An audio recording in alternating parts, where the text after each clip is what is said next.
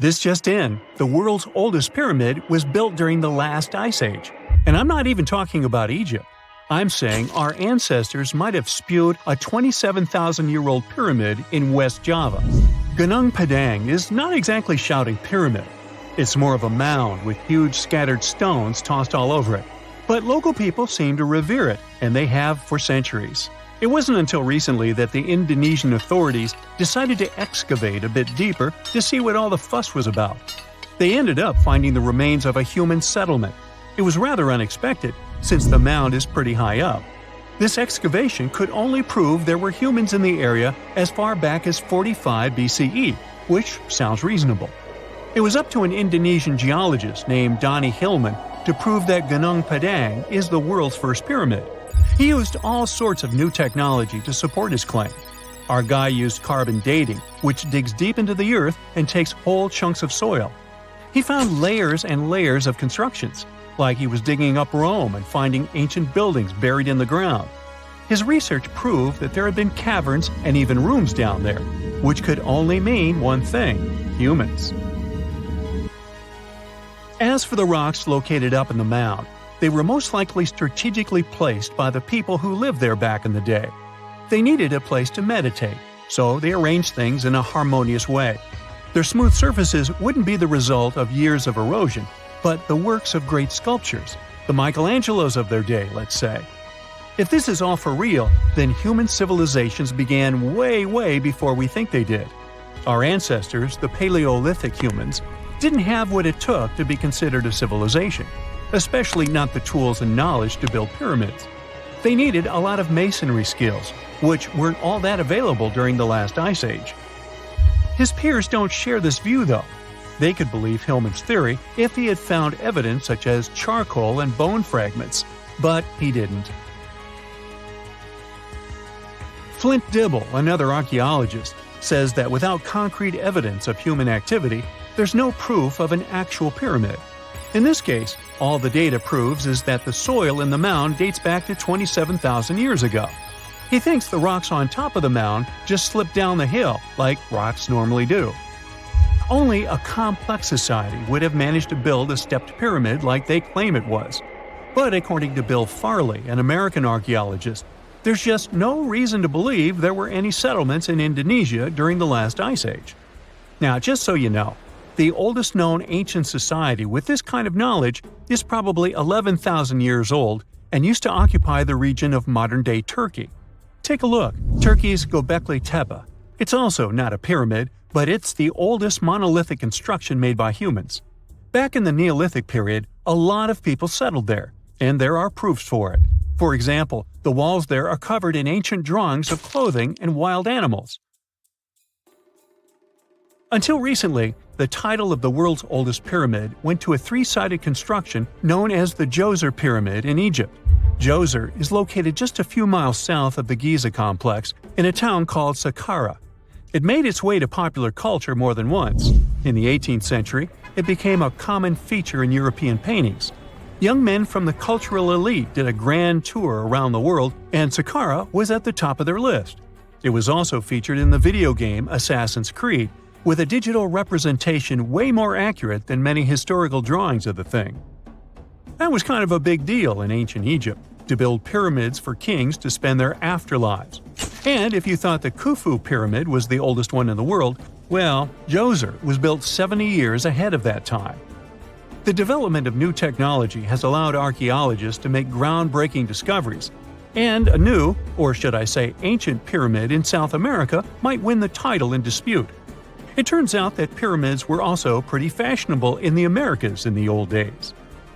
Among them are the iconic pyramids of Guatemala's Tikal Temple Complex, the same ones that appeared in Star Wars No. 4. But to find the oldest pyramid in the Americas, one would have to travel to Peru. Deep in the Peruvian desert, archaeologists stumbled upon a sprawling ancient metropolis known as Caral.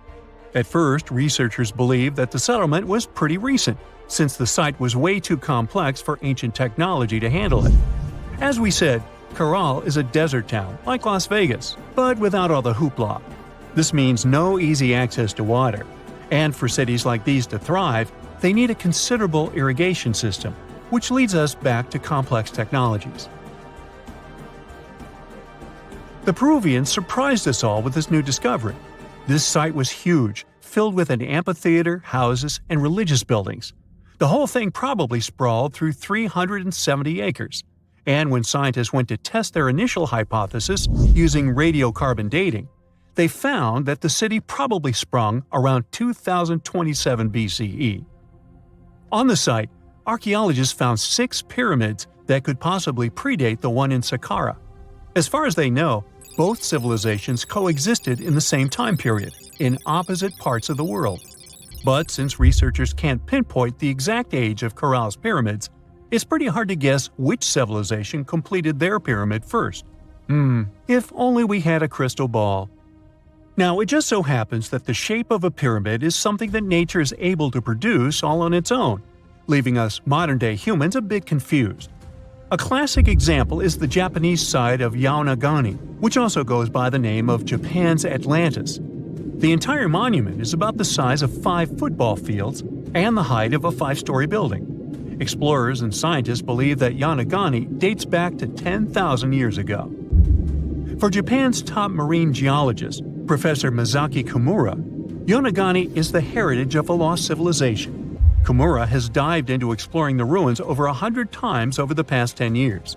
To him, there are clear signs of human activity down there.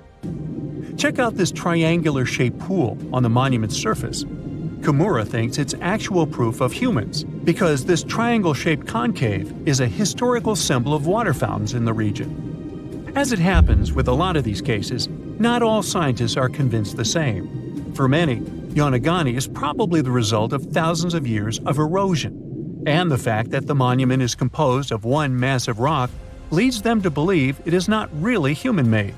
Sure, these huge basalt columns may look like the ruins of a palace, but they're most likely the result of the intense volcanic activity in the region.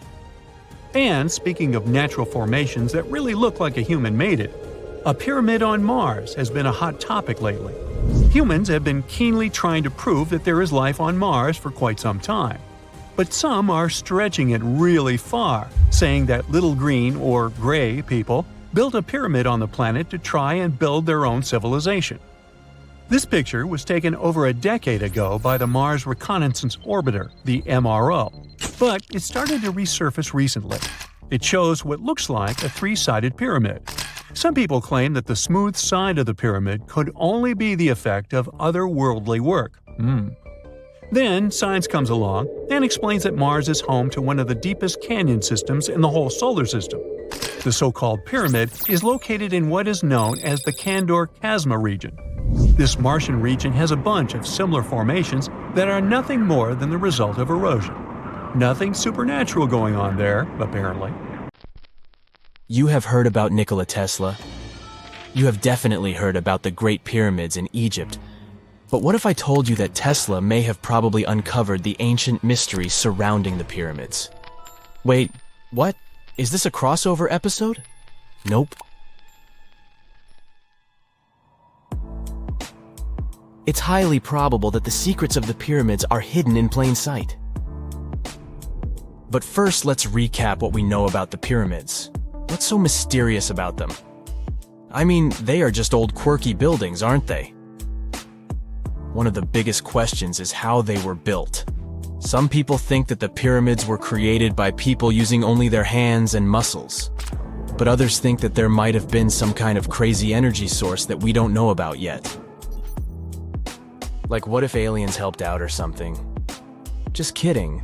But this idea of some unknown energy source being used to build the pyramids has been around for ages. Even in old texts, like the pyramid texts, it talks about how the gods gave us something to build a great power. So maybe there was something really powerful and mysterious going on back then? Who knows? Back in the early 1900s, he got obsessed with the Great Pyramids of Egypt. He read numerous books about these ancient structures and was blown away by how much energy they seemed to have. At that time, not many people knew much about electricity, and Tesla started to wonder if there was some kind of advanced tech hidden in the pyramids. He had an idea that the power of the pyramids had to do with electromagnetism, and he put a lot of time and effort into trying to figure out the mystery. Tesla had some pretty unusual theories about the Great Pyramids. He thought that they could actually store and move electricity, which could then be used to power up the areas around them. He also had this theory that the pyramids were built using some kind of crystal energy. He believed that the chambers inside the pyramids could have these super powerful crystals that could control the electromagnetic fields. But that's not all. Tesla also had this idea that the materials used to make the pyramids had properties that allowed them to trap energy from the sun and the moon. And not just a little bit of energy. He thought that the pyramid could actually create this massive energy field that could light up whole cities or even brighten up dark places. He thought that the pyramids could be used as giant power plants to generate electricity and run machines.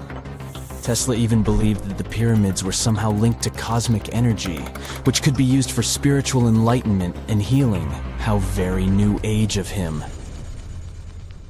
Anyway, Tesla wasn't just pulling these ideas out of thin air.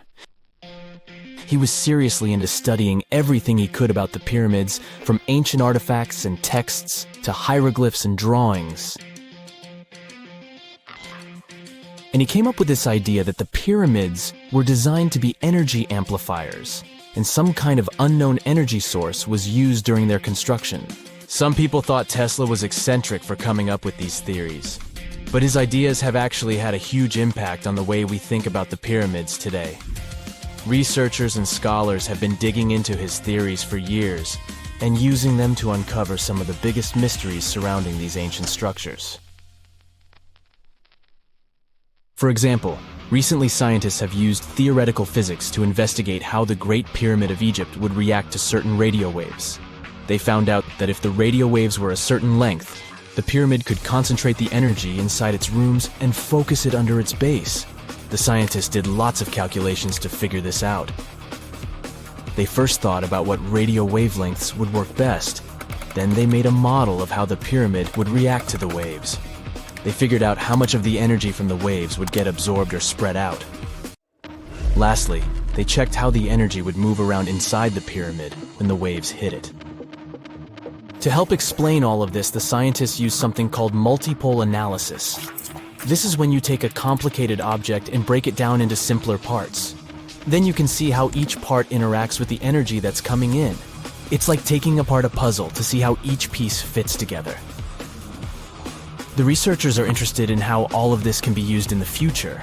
They want to make really tiny particles that can do the same thing as the pyramid, but with light. By changing the size, shape, and the material of these particles, they can control how the light moves around them. This can be really useful for things like making tiny sensors or super efficient solar cells.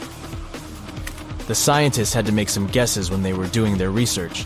They assumed that there weren't any hidden spaces inside the pyramid, and that the material used to build it was all the same. But even with these guesses, they still made some pretty impressive discoveries. But the pyramid study is not the only proof that Tesla was ahead of his time. There are more Tesla's projects that seemed unrealistic at the time, but that scientists and enthusiasts reevaluate and try to implement today. Let's talk about Tesla's most ambitious project, the Wardenclyffe Transmission Tower. Back in 1900, Tesla was already a big shot when it came to electrical engineering in America. People were blown away by his amazing inventions and the fact that he managed to outdo Thomas Edison in the battle of currents. However, Tesla wasn't content to rest on his laurels. He decided to embark on his most ambitious project yet, the transmission tower at Wardenclyffe.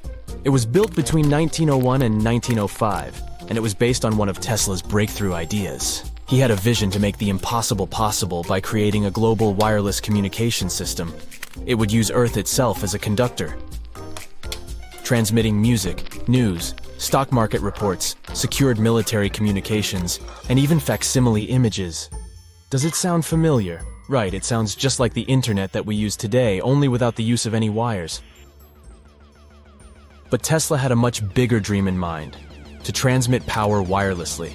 He already proved that high-frequency signals could be sent without any wires using his Tesla coil transformers, and this sparked his obsession with wireless energy transmission. His vision was to not only transform the way we communicate, but also to find a way to transfer power currents globally by tapping into the Earth's natural energy.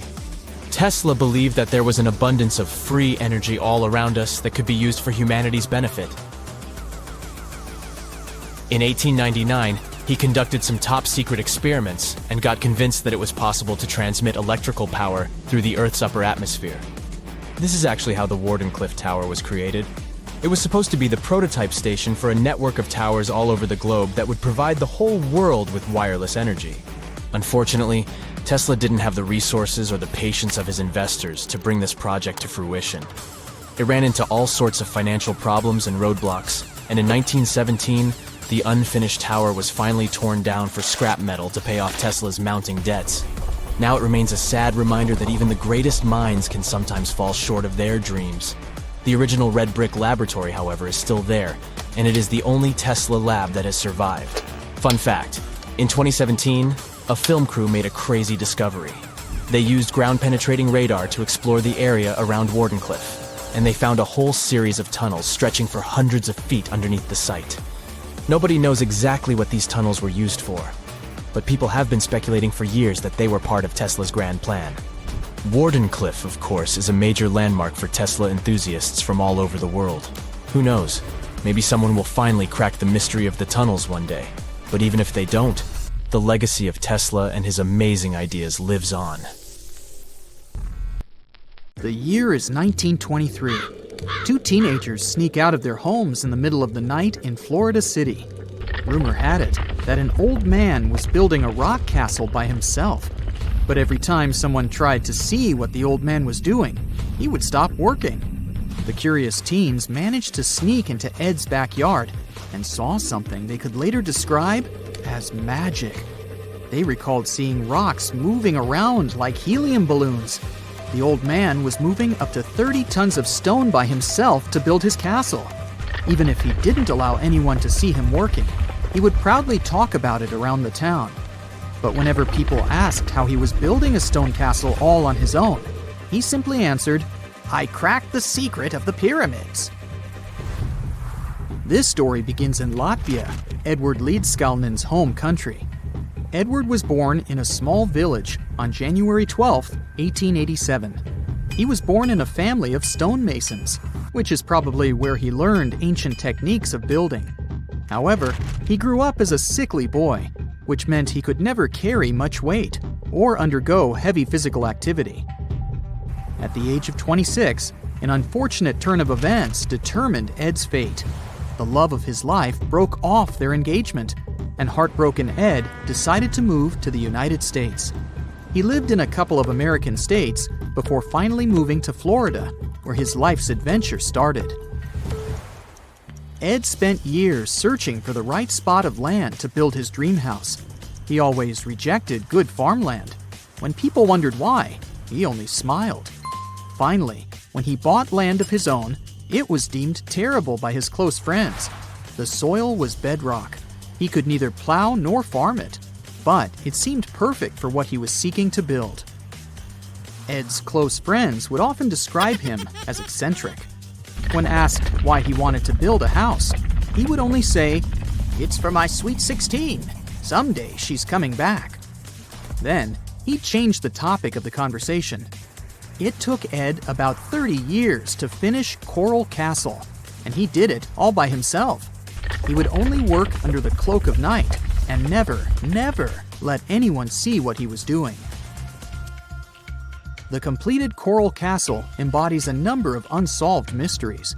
If you were to visit the site back then, you'd have to go through a 9-ton, 8-foot-tall revolving gate door that even a kid could push with just one finger. Ed was so proud of this door that he originally named the site Rock Gate Park. It was renamed Coral Castle only much later, after Ed's passing. Once inside, visitors would access the incredible wonders of Ed's constructions: towers, mystic symbols, furniture, and swing sets, all made entirely of monolithic blocks of stone. The stones are set on top of each other, using only their weight to keep them together. And believe it or not, the entire park gathers around 1,100 tons of stone. Today, if you visit Ed's living quarters, You'll even see the simple instruments he used to construct all of this: chisels, hammers, ropes, and pulleys. The type of work he did is difficult even with modern-day equipment, let alone without it. Coral Castle's main mystery lies in how Ed managed to do it. The only photograph of Ed Leedskalnin at work shows a simple leverage structure of a chain hoist attached to a wooden tripod. The tripod was made of old telephone poles with a small wooden box on top. What was in the box is, of course, a mystery. Unfortunately, he took his secrets with him, not sharing the truth of his work with anyone else. Yet, not all is lost, as there are many theories and speculation surrounding what could have happened there. One theory says that there is a harmonic grid inside the Earth's surface, something that would create anti-gravity spots around the globe. It's believed that Coral Castle was built in such a spot.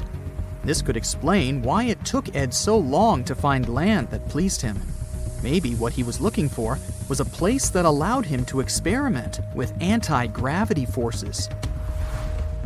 Yet, whenever Ed talked about his work, he would say he understood the laws of weight and leverage, and, sure thing, that he had cracked the secret of the pyramid builders. And what secret is that, you might ask? According to Ed himself, it has to do with magnetism. He even published a pamphlet called Magnetic Current. There, he explains that every object has magnetic particles inside of them. A person just needs to understand where they are located inside such objects. This way, objects can be lifted and moved around without much effort, just like moving something heavy underwater. Researchers say that if we assume Ed Leedskalnin and the pyramid builders used the same technique, then it would only have taken 4,700 workers to build the Great Pyramid of Giza, instead of the 20,000 to 100,000 that is currently estimated. But this story just keeps on getting more and more mysterious. In the late 1920s, Ed was finishing the construction of Coral Castle in Florida City. Rumors about his work had spread around town. People said Ed was hiding a stash of money somewhere in his living quarters. One night, a group of men waited until Ed was alone and broke into the castle to rob him. They couldn't find the money and, luckily, didn't harm Ed. But in the following days, he decided that it was best he moved out of that land. Of course, he took more than his toothbrush along with him. Ed decided to move the entire Coral Castle to another land 10 kilometers away from where he had built the park. Legend says he hired a truck driver and asked him to swear secrecy about what Ed intended to do. He asked the driver to look away while Ed loaded the truck by himself, moving all of the rocks without any help. With the truck loaded, Ed and his castle moved to Homestead, Florida, where the park is located until this day. In 1986, a group of engineers from Florida University was called to try to fix the park's gate entrance, the 9-ton revolving door that Ed was so proud of. They arrived with plenty of modern-day equipment, including a 20-ton crane. When the engineers took the door down, they noticed that Ed had used a strange circular stone at the bottom of the revolving door.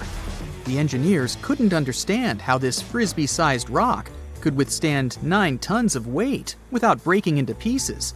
They sent the rock to the geology department at the University of Florida, but the geologists simply returned the rock, saying they couldn't find a match of this rock in their databases. They couldn't determine its origin. The engineers put the 9-ton gate back into place, trying to use other techniques. At first, it didn't work without the base rock Ed had originally used.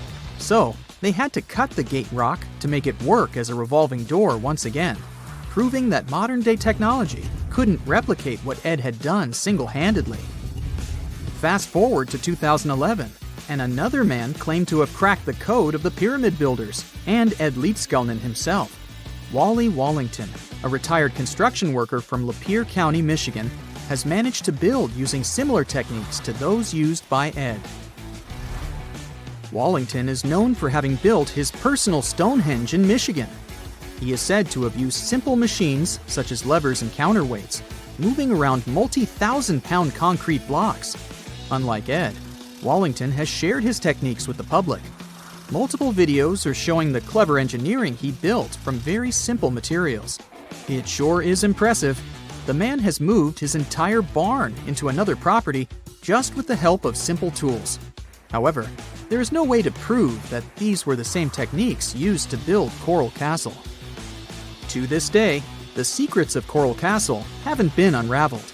But hey, we can always keep trying to solve it. Before we get into the reason why and how there are pyramids all around the world, let's talk about some of the examples. I'll start with the Pyramid of the Sun in Mexico. These folks really knew how to build a city. Their well-planned urban center spanned over 7 square miles and boasted several pyramids. But the Pyramid of the Sun is the most impressive. This giant pyramid was built way back in 100 CE and is one of the biggest structures of its kind in the whole Western Hemisphere. It's so big that it's 216 feet high above the ground. If you ever find yourself in this ancient city, you won't be able to miss the Pyramid of the Sun. It's right there on the east side of the Avenue of the Dead, the city's main north-south street. To build this incredible pyramid, around 1 million cubic yards of material were used, including a special kind of red volcanic rock called hued tezontle. Impressive, huh? We don't know too much about the people who built the Pyramid of the Sun or its purpose. But archaeologists believe there was once a temple on top of it. When explorers went below the pyramid in the 1970s, they found a bunch of cool tunnels and chambers. In 2011, they even found a secret stash of clay pots, obsidian pieces, animal bones, human figurines, and a mask. Who knows what other secrets the pyramid is hiding? If you decide to see this one, you must climb the pyramid using the 248 uneven steps on the west side. Watch your step. Sudan got some pyramids too. Nubian pyramids aren't as big as the ones in Egypt, but they still got around 200 of them. These ancient pyramids have been home to the tombs of the pharaohs of the Meroitic Kingdom for almost 1,000 years, who ruled Egypt from Nubia to the Mediterranean Sea. The pyramids at Meroe were constructed using granite and reddish sandstone. Oh, and did you know that Sudan has more ancient pyramids than Egypt? The Kushite pyramids depict the indigenous architecture and burial traditions of Nubia's Napata and Meroe kingdoms, which ancient Egypt influenced. Meroe, the burial site of over 40 queens and kings, is the most extensive Nubian pyramid site. The tomb walls depict mummified royals bedecked in jewelry, their wooden caskets containing bows, quivers of arrows, and other artifacts pointing to the Meroitic relationship and trade with Egyptian and Greek civilizations. So if you're looking for some ancient tombs to explore, you may consider skipping the crowds in Egypt and heading on down to Sudan. Let's fly to Iraq to see some more pyramids. Ziggurats have fancy receding layers and tiered temples. Instead of a smooth exterior, it has tiers like a cake. Perfect for all the important work and rituals that went on inside. You can find these towering structures scattered throughout Iraq and Iran, and they're a real testament to the power and skills of the people who built them. One of the biggest and most impressive ziggurats is the ziggurat at Ur. It's basically a giant rectangular pyramid that stands a whopping 70 to 100 feet tall, with 3 levels of terraces and a temple on top. Can you imagine how many baked bricks it took to build that thing? Try 720,000 for just the lower portion. This particular ziggurat was built for Sumerian king Ur-Nammu. Similar to other ones, this pyramid has been around for thousands of years, so it got a little rough around the edges. Thankfully, the Babylonian king Nebuchadnezzar II and some archaeologists came to the rescue in the 6th and 20th centuries respectively. And now you can find this near Talil Air Base. The ziggurat at Ur was built in 2100 BCE by King Ur-Nammu for the moon deity Nana. It was the tallest building in the city, and you could see it from miles around. It was like the medieval cathedral spire of its day. People would come here to bring their agricultural surplus and get their food allotments and seek spiritual nourishment. Sadly, the Nana temple at the top of the ziggurat didn't survive, but we do have some blue glazed bricks that may have been part of its decoration. The lower parts of the ziggurat are pretty amazing though. The architects even included holes in the temple's baked exterior to let the water evaporate from its core. Since we explored some of the pyramids on our planet, let's take a broader perspective. They can be found in many parts of the world. Egypt has over 100 pyramids, double that number in Sudan, and dozens of others are scattered in the Middle East and China. The Americas have the most pyramids in total, with more pyramids than the rest of the world combined. These pyramids are located in Mexico, Guatemala, Honduras, and El Salvador. Time to know more about the evolution of pyramids through history. The oldest pyramid is in Egypt. This pyramid was a step pyramid, which was created by placing one layer of stone on top of another. The pharaoh Sneferu is credited with creating the pyramid shape we recognize today. During his 45-year reign, he built 3 pyramids. His first 2 attempts failed, but he finally got it right with the Red Pyramid, which is considered the first true pyramid. It was Sneferu's son, Khufu, who built the Great Pyramid of Giza, which was the tallest human-made structure on Earth for almost 4,000 years. Latin American pyramids are similar to early Egyptian step pyramids, but they were built independently, with no knowledge of each other.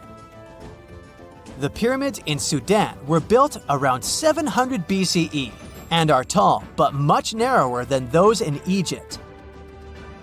How in the world did all these civilizations build these things without even texting each other?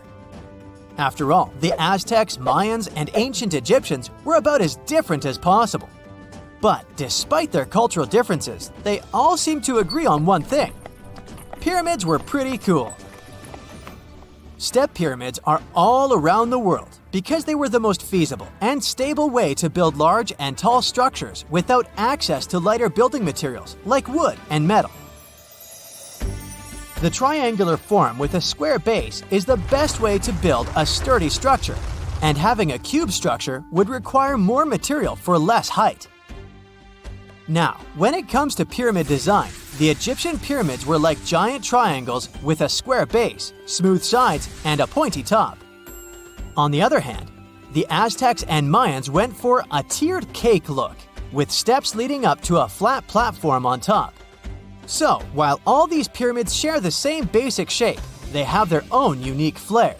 Each group built its pyramids using different materials, techniques, and slope angles. So while they may have been inspired by each other's work occasionally, they were just doing their own thing.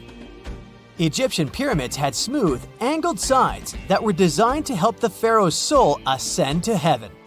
The Pyramid of the Sun was built over a series of caves that served as a passageway for the deities. The Maya built the temple of Kukulkan in Chichen Itza to honor the deity Kukulkan, usually represented by a serpent.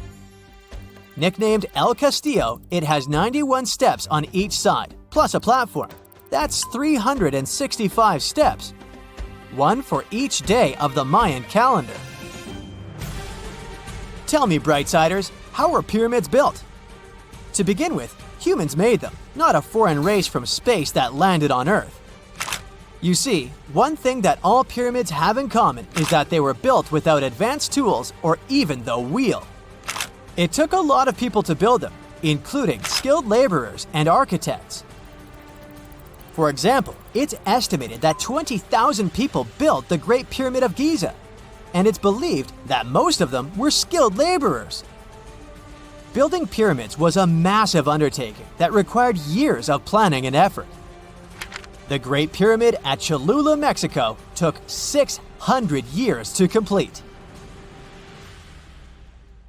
Whoa! It's a huge flying island right above your head. In the era of AI, you may think it's nothing but a neural network video, but let me tell you that first, it's very much real.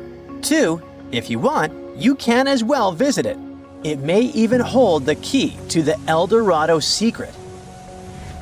This place is called Roraima, and it's actually not an island at all. It's a mountain.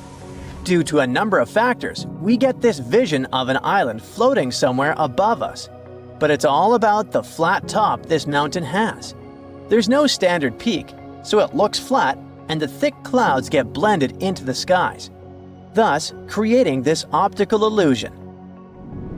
Despite the advancements in satellite technology and affordable air travel, there are still few places on Earth that feel truly uncharted. Like Mount Roraima is one of them. It's been around for almost 2 billion years, and it's one of the oldest formations on our planet. For comparison, dinosaurs appeared somewhere around 240 million years ago. Some scientists believe that this area used to be a part of the supercontinent called Gondwana land. And back then, it wasn't yet a mountain. When the supercontinent split apart, the erosion created this magnificent tabletop mountain. But what's interesting about this place is not the age, but the fact that it still looks prehistoric. It's almost untouched. The reason for that is late exploration of this part of South America. By the way, we still discover new flora and fauna species living there every year. For a mountain, it's relatively short, only 9,220 feet. There are cities located at a higher pitch above sea level, say La Paz in Bolivia, whose elevation is 11,940 feet. So people could be living in the area of Mount Roraima too, despite its hard-to-get location. But there's a twist to it. The Pemon people are the original inhabitants of this region, and they have an incredibly rich tradition of myths. For instance, their mythology features deities that live on the tepui, which are flat-topped mountains found in the grasslands. These mountains are considered sacred and are off-limits to the living since they're believed to be the dwelling places of ancestor spirits known as Mawari.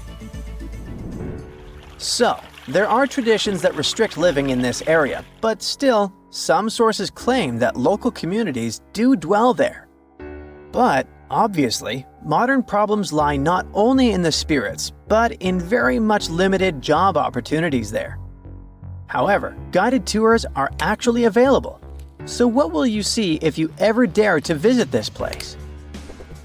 At the base of the mountain lies an evergreen rainforest featuring trees that range in height from 82 to 150 feet, with some specimens reaching up to 200 feet. Some of them are endemic for sure, meaning that it's the only place in the world where you can find them. Like, you can find orchids as large as a medium-sized tree. It's not a surprise because due to the remoteness of this place, species here may have followed a completely different evolutionary trail, unlike most of the flora and fauna on our planet. Next, you have all the chances to stumble upon a waterfall at the base of Roraima that's been flowing for millions of years. Fun fact, there are no rivers on Roraima summit, but the rainfall seeping through the porous rocks create this incredible view. All combined together make it look like some lost world, right? By the way, Sir Arthur Conan Doyle was inspired by Tepui, these tabletop mountains, when he was writing his The Lost World novel. Yep, it's not only Sherlock he was famous for. Among these natural wonders, Roraima stands out as the most accessible tepui. There are more similar formations, but they're way less trek-friendly. Yeah, amongst other mountains, Roraima may be the easiest to get to. But still, it is very hard to get there, even taking into account all the modern technologies. So, how did the discovery happen? Hard to say for sure, but there is a theory backed up by official records. Back in the 16th century, Here was this Sir Walter Raleigh. Look at his fancy collar and mustache. He was one of the most important people during the Elizabethan period. In 1594, he got to know about a great golden city near the Caroni River. That idea stuck in his mind. Maybe it was something like a get-rich-quick scheme for him. Anyways, 1 year later, he went to explore what is now Guyana and eastern Venezuela, and he described precisely Mount Roraima. On March 22, 1595, an English fleet led by Walter Raleigh showed up off the coast of Trinidad. Raleigh tried to make nice with the Spanish settlers there by trading and even inviting them aboard his ships for some entertainment.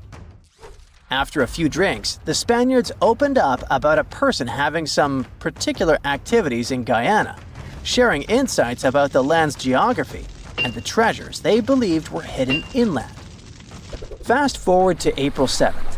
Raleigh pulled off a surprise attack on the town of San Jose and managed to capture this very person. After squeezing him for information, Raleigh declared his own plan to head into Guyana on a quest for the legendary Golden City.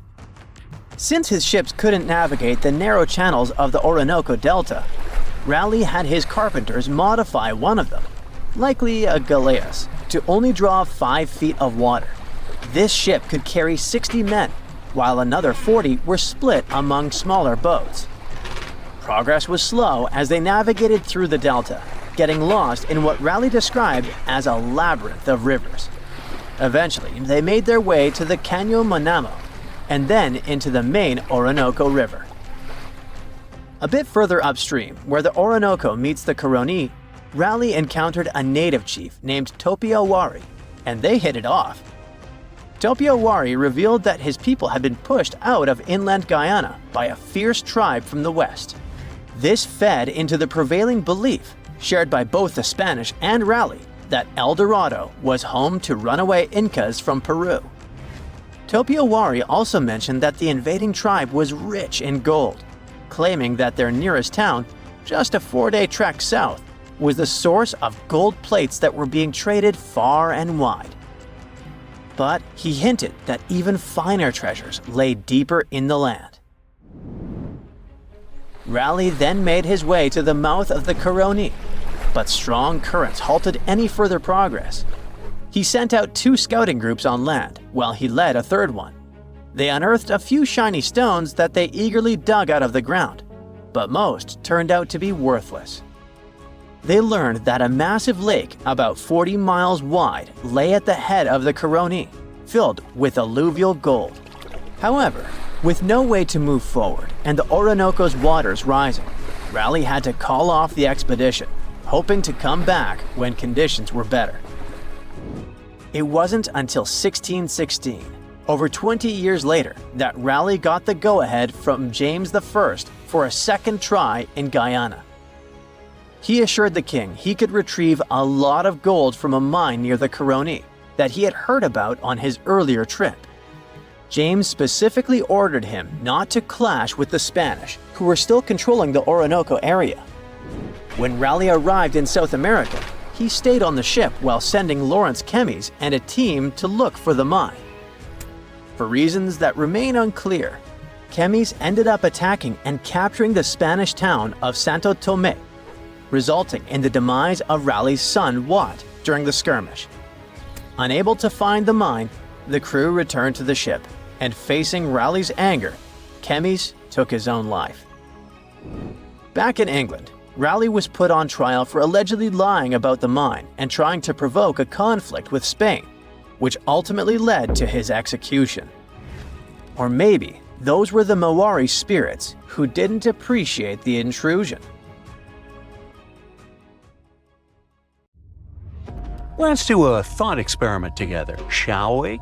Now imagine you're climbing the Himalayas. However, you're lost. Where you are seems to be an isolated valley. You used all your food and water source and don't know which way to go. You're so out of energy that you don't even know if you'll be able to get back home. Suddenly, in the distance, you see a sage-looking man walking towards you. However, you can't help but to close your eyes as you are defeated by fatigue. you open your eyes to a totally new place. The sage is sitting right next to you. He says, "Hello, traveler, and welcome to the land of immortals." That sounds like the beginning of an Indiana Jones movie, right? But what if I told you that such a place actually is said to exist, according to some legends, beliefs, and ancient texts? Indian Tibetan texts mention a place called Gyangai, also known as Shambhala or Shangri-La, depending on different cultures. This legendary city is the home of immortal beings and is a land of spiritual enlightenment. Take one of its names, Shambhala, for example. It literally means the source of happiness in the Sanskrit language. So, accordingly, you would expect this celestial kingdom to be surrounded by all things of great beauty and wonder, with gardens and other mighty and majestic structures. The ancient beliefs and myths state that when you enter Gyangai, you will immediately be reminded of the structure of a lotus flower with 8 petals. The place is surrounded by mountains covered with snow. It has beautiful waterfalls, crowning into a pure and divine lake, and its water has extremely strong therapeutic powers. The whole place is illuminated by milky white light at all times, and this is neither due to the sun nor the moon. There are also phosphoric plants that can give desired light on voice commands. 100 types of other delightful flowers keep blooming all year round in its gardens, in addition to countless trees where delicious fruits grow. But one tree is known to be the most special one, and that is the tree of immortality, or the tree of life. Described as a shimmering crystal, it stands at the center of Gyangai and unites the skies, the earth, and the underworld. The fruits of it resemble an abstract form of Sri Yantra, a mystical diagram used in Hinduism, which consists of 9 interlocking triangles. However, nobody is allowed to take these fruits out of Gyangai itself. The only way to do it is if you get permission from the inhabitants of the city. This brings us to the question of who lives in this magical and mystical city. According to the legends, Gyangai is inhabited by a great number of advanced masters, or in other words, sages, who subtly guide the destiny of the world through meditation. They are eternal beings who are not affected by any human desires or sorrows. Their duty is to protect the spiritual teachings of the world and work for the good of humanity, as well as all conscious beings. It's also believed that during a time of great chaos in the world, the 25th ruler of this Gyangai will appear among them to lead the planet to a better future. These sages and eternal beings who live there are somehow also the protectors of Gyangai. So, if you were thinking of just casually walking into this place with a map in your hands, sorry to inform you, but that's not happening. First of all, no one really knows where exactly Gyangai is. Some people believe it's in a remote valley in the Himalayas. Some claim it's in a hidden cave. There are also people who think it's on a mountain range, and others suspect it's on a secluded plateau. So, the location of the city is a mystery and seems like it will stay that way, since it is also said that the immortal sages who live in Gyangai camouflage the valley from humans by creating some kind of an energy field. So, Google Maps can't help you with it either. That's why some even suggest, including the Dalai Lama, that it exists in a different plane of reality altogether. In some of the ancient texts, there are actually a few instructions on how to access Gyangai. However, the directions are said to be incomprehensible, the way I get sometimes. But let's pretend for a second that you did crack the instructions, and the immortal beings living there were willing to grant you entrance. Unfortunately, you still might not be able to enter this cosmic city, and here's why. It is believed that only enlightened masters or sages who have a certain karmic connection with it will be able to reach there. So, what do the eternal beings of such a magical place do there? Remember, they have all the time in their hands. The ancient texts state that Gyangai has a center and 16 areas that are all meant for 16 different sciences to be studied. These include solar sciences, universal planetary sciences, sciences related to time, the science of air, the science related to the sun and the moon, the science related to space, the science related to gravitational forces, and so on. What they all have in common is that to be able to learn them, you first need to have a very high understanding of energy. The level of courses that are studied is extremely advanced, and these teachings are still unknown even in these modern times. Each scientific system has different departments, and all these departments have their respective teachers. Since time doesn't work as we understand there, and immortality is possible, most of these teachers are hundreds or even thousands of years old. They can stay in their spiritual bodies, which appear like a mass of bright light, while their physical bodies remain separate. What a school, huh? It almost makes Hogwarts seem boring. And does anybody actually graduate from there? Of course, all these stories and mysteries about Gyanganj have attracted many people from all around the world. Countless attempts to find this land of immortality and spiritual awakening have been made by mountaineers and trekkers, including President Franklin Roosevelt himself. But as you might have guessed, they led to nothing. Still, there were a few people, like renowned spiritual leaders, sages, and adventure seekers, who claimed they had visited it. One of them was Sri Gopinath Kaviraj, a celebrated scholar, who was the first person in modern times to have allegedly found the place. After his supposed visit to Gyanganj, he wrote a book about it and made the place popular in modern culture. Upon reading his book, many other enthusiastic foreign scholars rushed into Tibet to learn more about it, as well as try to find it. Another person who claimed to have been there was a mountaineer who got lost in the Himalayas. According to his story, after getting lost, he was feeling hungry, so he accidentally consumed poisoned mushrooms. Feeling completely disoriented by them, he stumbled upon a mountain with a gap, which was covered by fog. Then he fell inside. After getting back up to his feet, he realized that he was surrounded by people dressed in strange clothes who tended to his wounds. After he was fully healed, they escorted him out of the city. Then there was the spiritual leader, Guru Sai Kaka, who revealed to the world about his not one but many visits to Gyanganj. As per his narration, he claimed to go there, seeking spiritual and immortal teachings. He stated that a sage escorted him into the city every time he visited the place. In his stories, he also pointed out that the kingdom exists in a higher dimension. One other so-called visitor to Gyanganj was L.P. Farrell, an English officer, who claimed to have experienced the mystical place in 1942. Even if all these stories and descriptions about Gyanganj are able to give us a vivid picture, it can still be hard for many to keep an open mind about its existence. Yet again, it's not hard to admit that even the idea of such a place, where immortality is possible and truly moral beings are working to protect humanity, is comforting, mind-blowing, and fascinating. Scientists found an entire city of Gyangola that was hidden beneath the dense jungles of Mexico for 600 years. It covers 360 hectares, had over 1,000 buildings, 2.5 miles of defensive walls, a network of internal roads, and a well-planned urban layout with temples and ball courts, and separate neighborhoods for the elites and commoners. For centuries, people believed there was just an abandoned fortress there, based on stories passed on from generation to generation. Until recently, there was no way to see how truly huge it was without spending years on the ground. But thanks to the new technology, a remote sensing tool called LiDAR, they got a 3D model of the area in just 2 hours from a plane.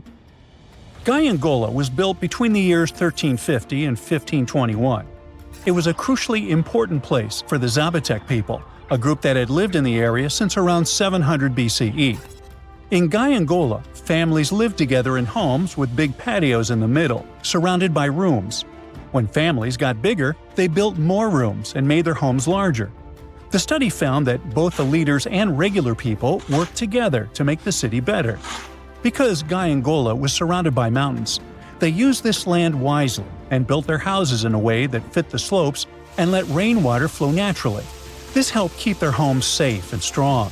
They were built so well that many of these buildings are still standing, even after hundreds of years.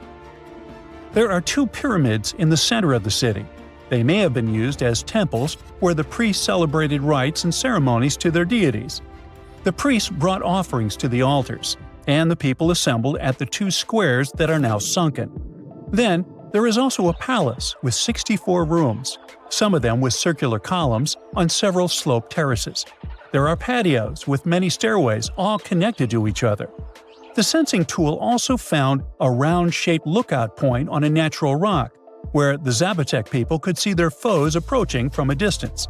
Researchers also noticed two circular structures that could have been used to watch the stars and measure time. They also found some tombs, so there was most definitely a city cemetery. By the end of the 1400s, the Zapotec people controlled a large territory on the Pacific coast and had successfully defended their land from the Aztecs, who were trying to take over more territory. They did the almost impossible and survived a 7-month-long siege at Gyangola. When they won this conflict and kept control of the southern part of Mesoamerica, the Zapotecs didn't need to live in Gyangola anymore. Staying in the mountains had its pros, but they needed fresh water and good farmland to grow food. The small city of Tehuantepec, just 12 miles away, had these conditions, so they moved there just before the Spanish arrived in 1521. Over time, Zapotec traditions started to fade, but their culture didn't disappear completely, and more than 300,000 Zapotec people still live in Oaxaca state in Mexico. They speak their own languages and keep their traditions alive. Creating the 3D model of the lost city is just the beginning of the research. Archaeologists hope that future studies of Gyangola will help us learn more about how the Zapotecs were organized, how they ruled their cities, and how they interacted with the Spanish when they arrived. They plan to study all 1,100 buildings found in the LiDAR scan, and it will take a few years. Instead of digging up the ruins, they will use special technology to scan the land and learn more about the city without damaging it. This same tech helped scientists find another massive ancient city that lay hidden beneath the thick green canopy of the Amazon forest. A whole network of houses, plazas, roads, and canals was hiding in the shadow of a mighty volcano. For centuries, many scientists assumed that ancient Amazonian people lived in tiny huts, clearing patches of land to survive. But this city, built 2,500 years ago and inhabited for 1,000 years, proves the opposite. Now, scientists think tens of thousands or even hundreds of thousands of people lived in complex urban societies. Scanning the area found 6,000 rectangular platforms, each measuring around 66 by 33 feet, and standing 6 to 9 feet high. These structures were arranged in clusters around central plazas, with straight roads with perfect right angles and paths connecting them. One of the roads was 16 miles long. Building straight roads like this is far harder than just following the landscape. Some of these roads may have had deep spiritual or ceremonial significance. The volcano's rich soil helped the civilization thrive, but it may also have led to its downfall. Researchers also found signs of threats to the cities, such as ditches that blocked entrances to the settlements. Maybe some people living nearby were trying to get in. The next step for the researchers will be studying the adjoining 116 square miles to know more about this large, complex society that could be bigger than the well-known Mayan societies in Mexico and Central America. Meanwhile, in 1963, a man in Turkey discovered an ancient city while renovating his own house.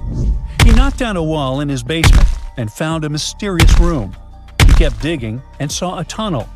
It led to the Derinkuyu underground city.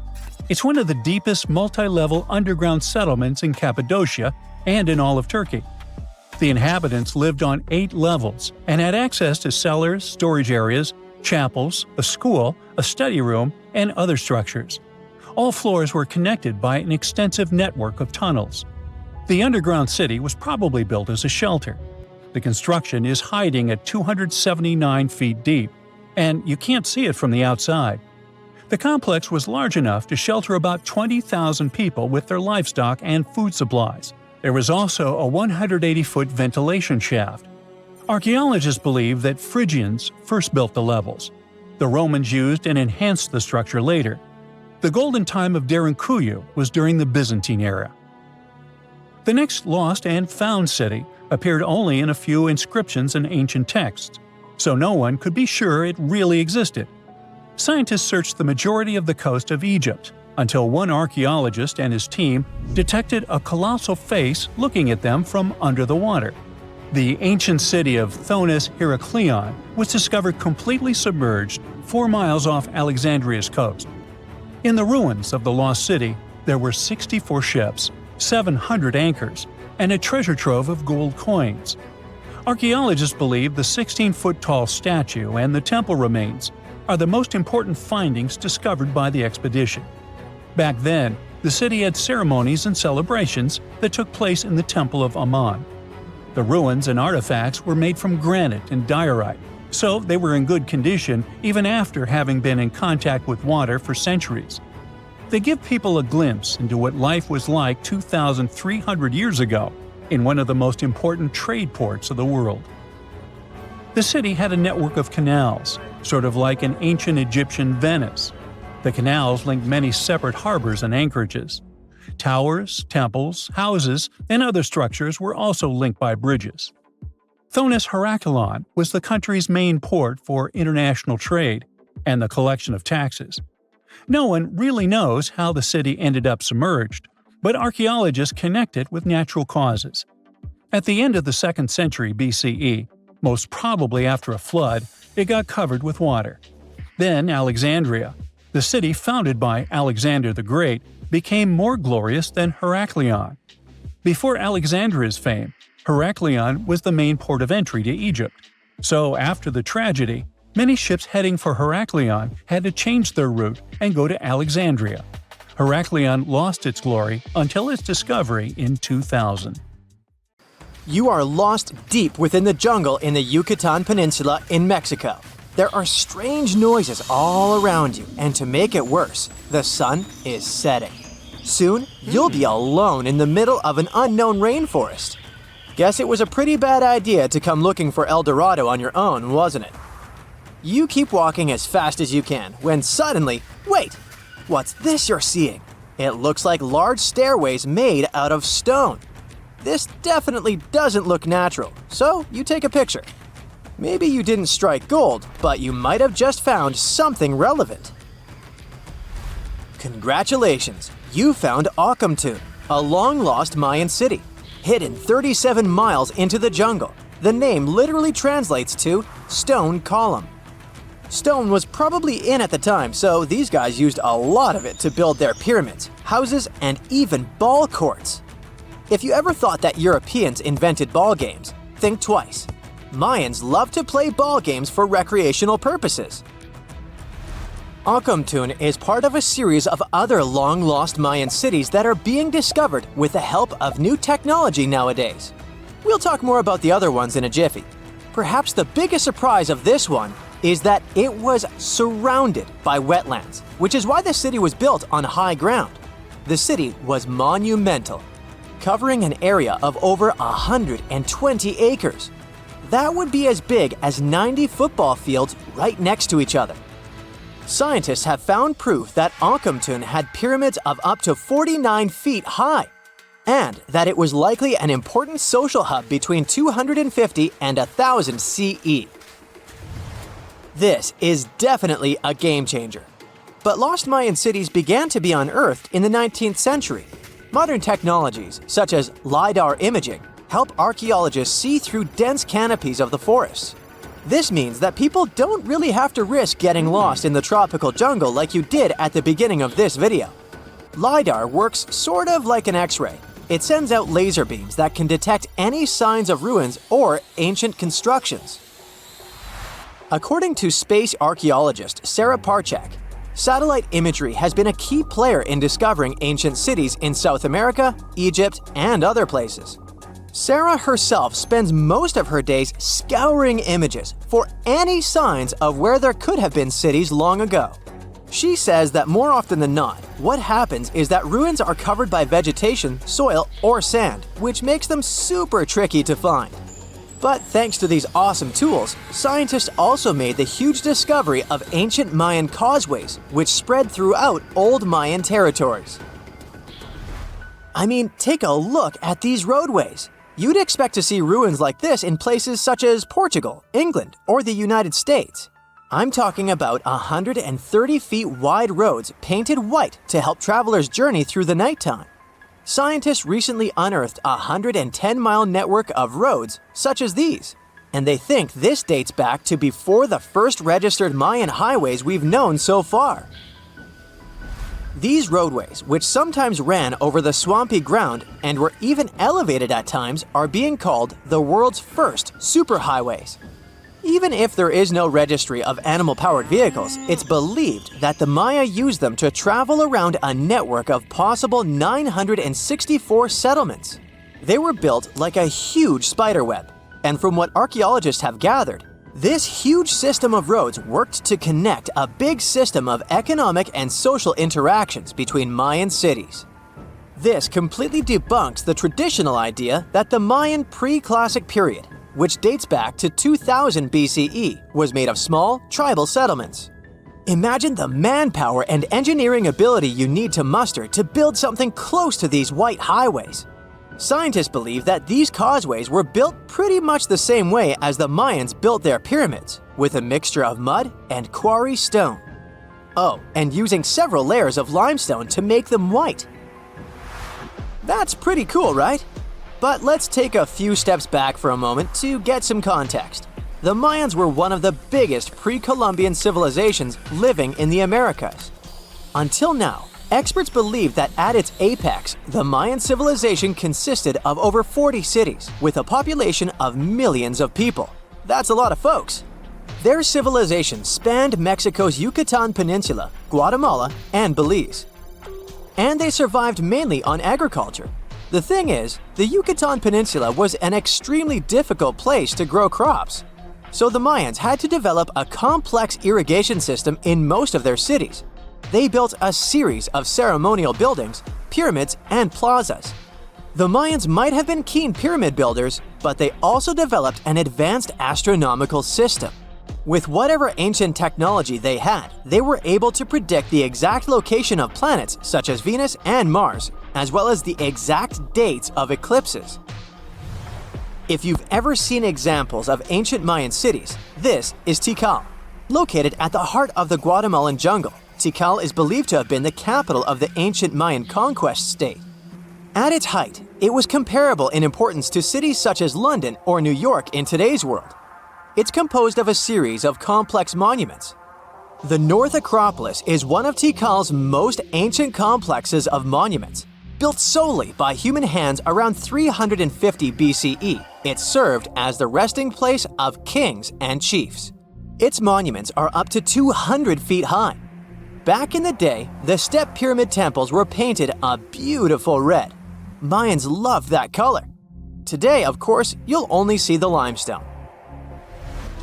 Then there's Chichen Itza. It's got one of the best preserved pyramids on Earth to date.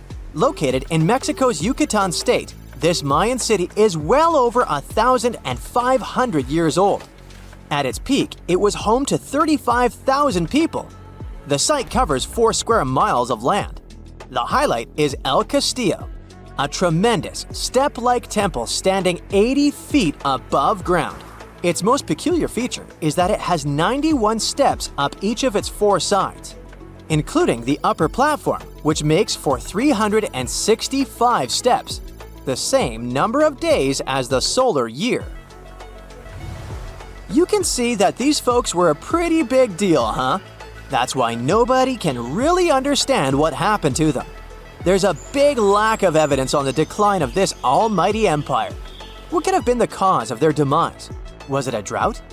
New research in 2017 did bring some new discoveries into the mix. Using data from a site at Ceibal, located at southwest of Tikal, scientists analyzed radiocarbon data from ceramics and archaeological excavations to extract new information about the unexpected demise of this great civilization. The information shows that instead of a sudden collapse, the Mayans most likely fell in waves of social instability and political crises. These events are believed to have deteriorated Mayan city centers and began causing the dispersion of the Mayan population.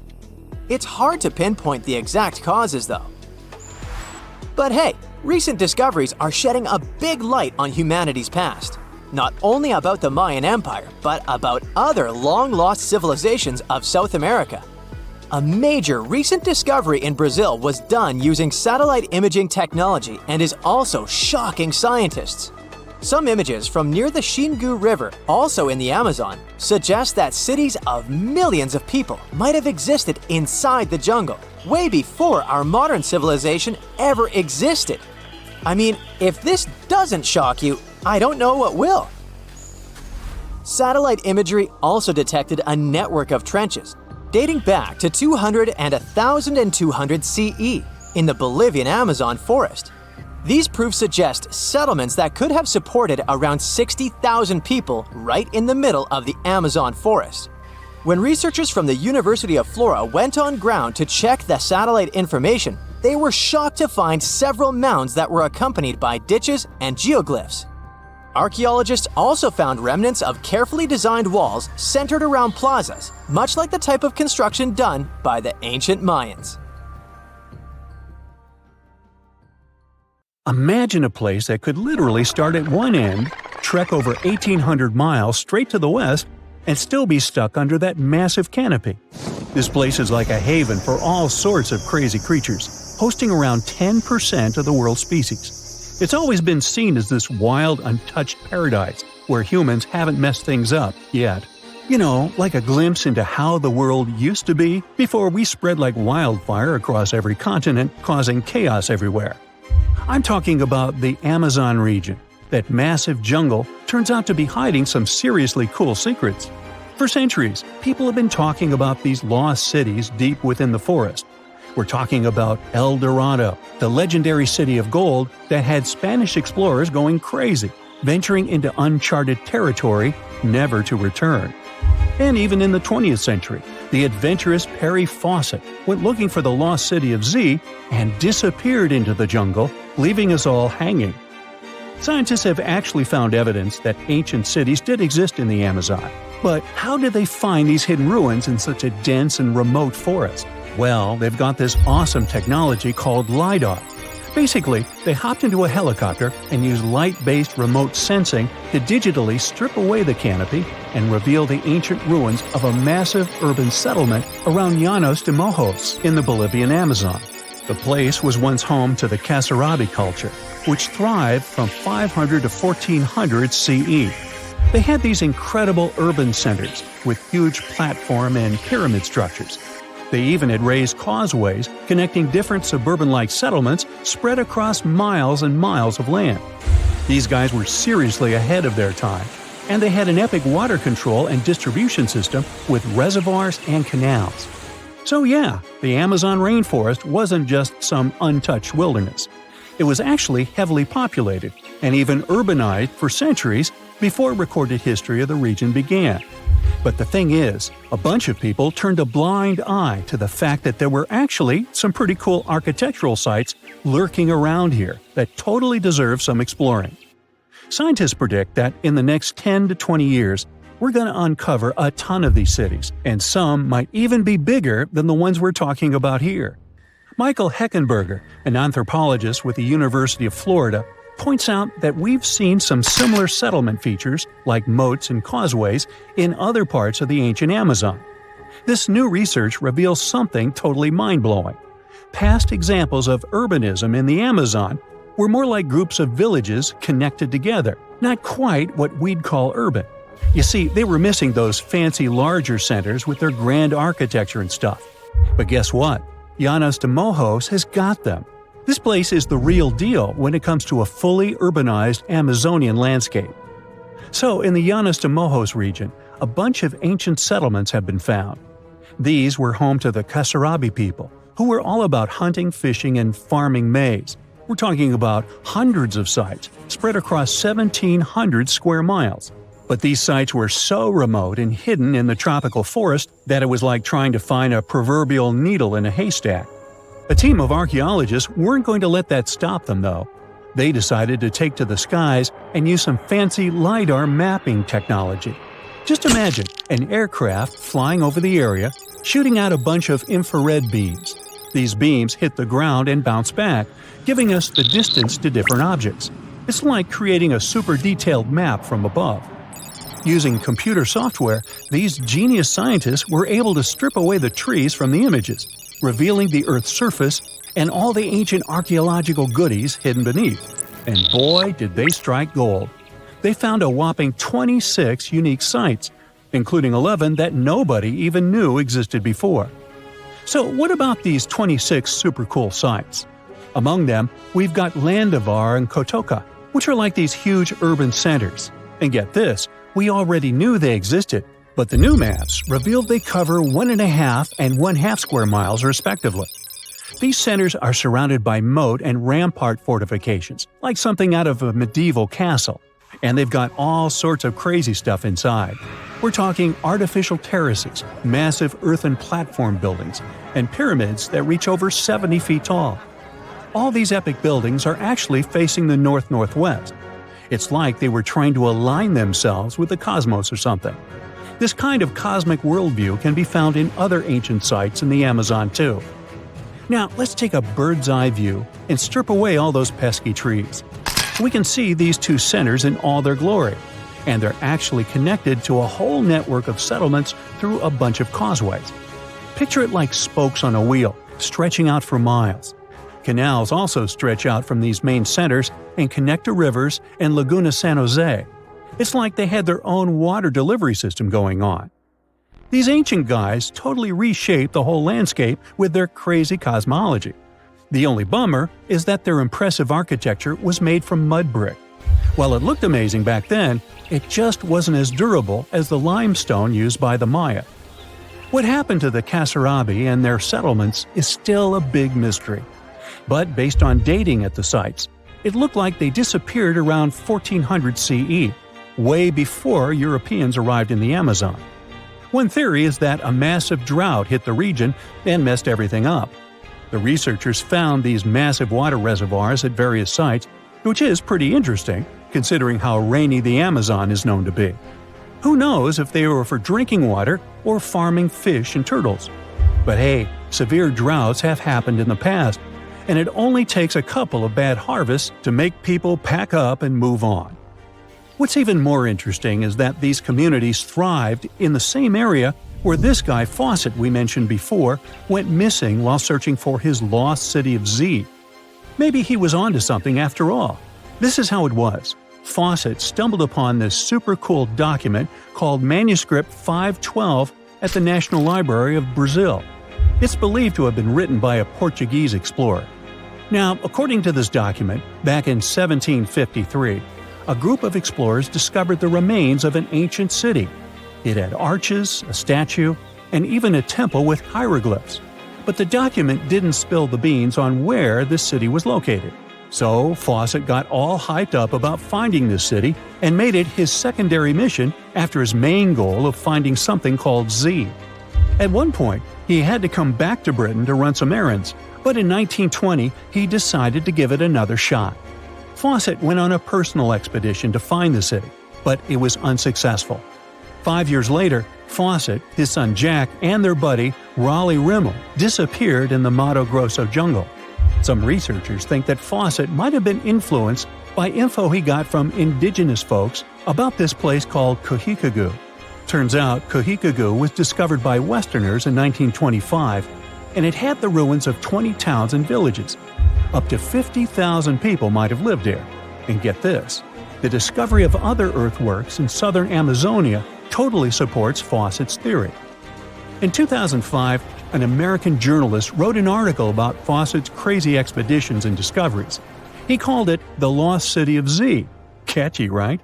Well, in 2009, he turned that article into a book with the same name. And in 2016, the super talented writer-director James Gray made it into a movie. Now, here's where things get a bit sad. The Amazon region is changing rapidly. Farming, ranching, and energy production are changing this incredible place. And guess what? Those untouched areas with ancient relics won't stay untouched for long. It's a race against time to document and preserve what's left of our past before it's lost forever. Imagine you could spend an entire week scanning ancient ruins and taking photographs of the world's most surreal archaeological sites. Would you be up for it? So, let's do some digging. The first stop on your busy itinerary is Southeast Asia. It's home to some pretty cool ruins. You start in Bagan, located in the hinterlands of Myanmar. There are many ways to visit the site, and you're glad you've booked 2 different experiences. The first one is a hot air balloon trip at sunrise. Right before dawn, you board the balloon, and as soon as the sun starts to appear on the horizon, you begin your flight over the marvelous area. As the sun rises, it glistens on more than 2,000 conic-shaped golden structures. The hot air balloon ride is quick, but it gives you unparalleled views of all the 40 miles over which the site sprawls. Back on land, you rent a bicycle and roam the village of ruins. Some of them are open and allow you to peep inside. These magnificent ruins were built between the 11th and 13th century CE and were mainly places of worship. There were originally over 10,000 buildings, but they were gradually deteriorating over time due to earthquakes. Thankfully, the site became a UNESCO World Heritage Site back in 2015 and has since been preserved. Up next, you catch a flight to Cambodia. You take some time to visit Angkor, the world-famous archaeological site nestled deep within the jungle. Good thing you've brought bug spray with you. The city of Angkor was once the capital of the Khmer Empire from the 9th to 15th century. FYI, the word Angkor means capital city in the Khmer language. The city was founded by King Yasovarman I, and it became one of the largest cities in the pre-industrial world. Researchers say nearly 1 million people lived there. Until today, Angkor is admired for its stunning architecture. The Khmer style is recognized in the use of huge blocks of sandstone. The towers are believed to have been once decorated with gold. But today, the site is a maze of vine-covered temples. The city was abandoned in 1431 and wasn't rediscovered until the 1840s. Oh, and just so you know, this is also a UNESCO Heritage Site. It became one in 1992. In case you want to brag to your friends about your culturally rich adventures in the future. Now, your trip continues in Egypt. You're here to visit the Karnak Temple in the city of Luxor. You opt for the most unusual way to get to Luxor. That is, a boat ride down the Nile River.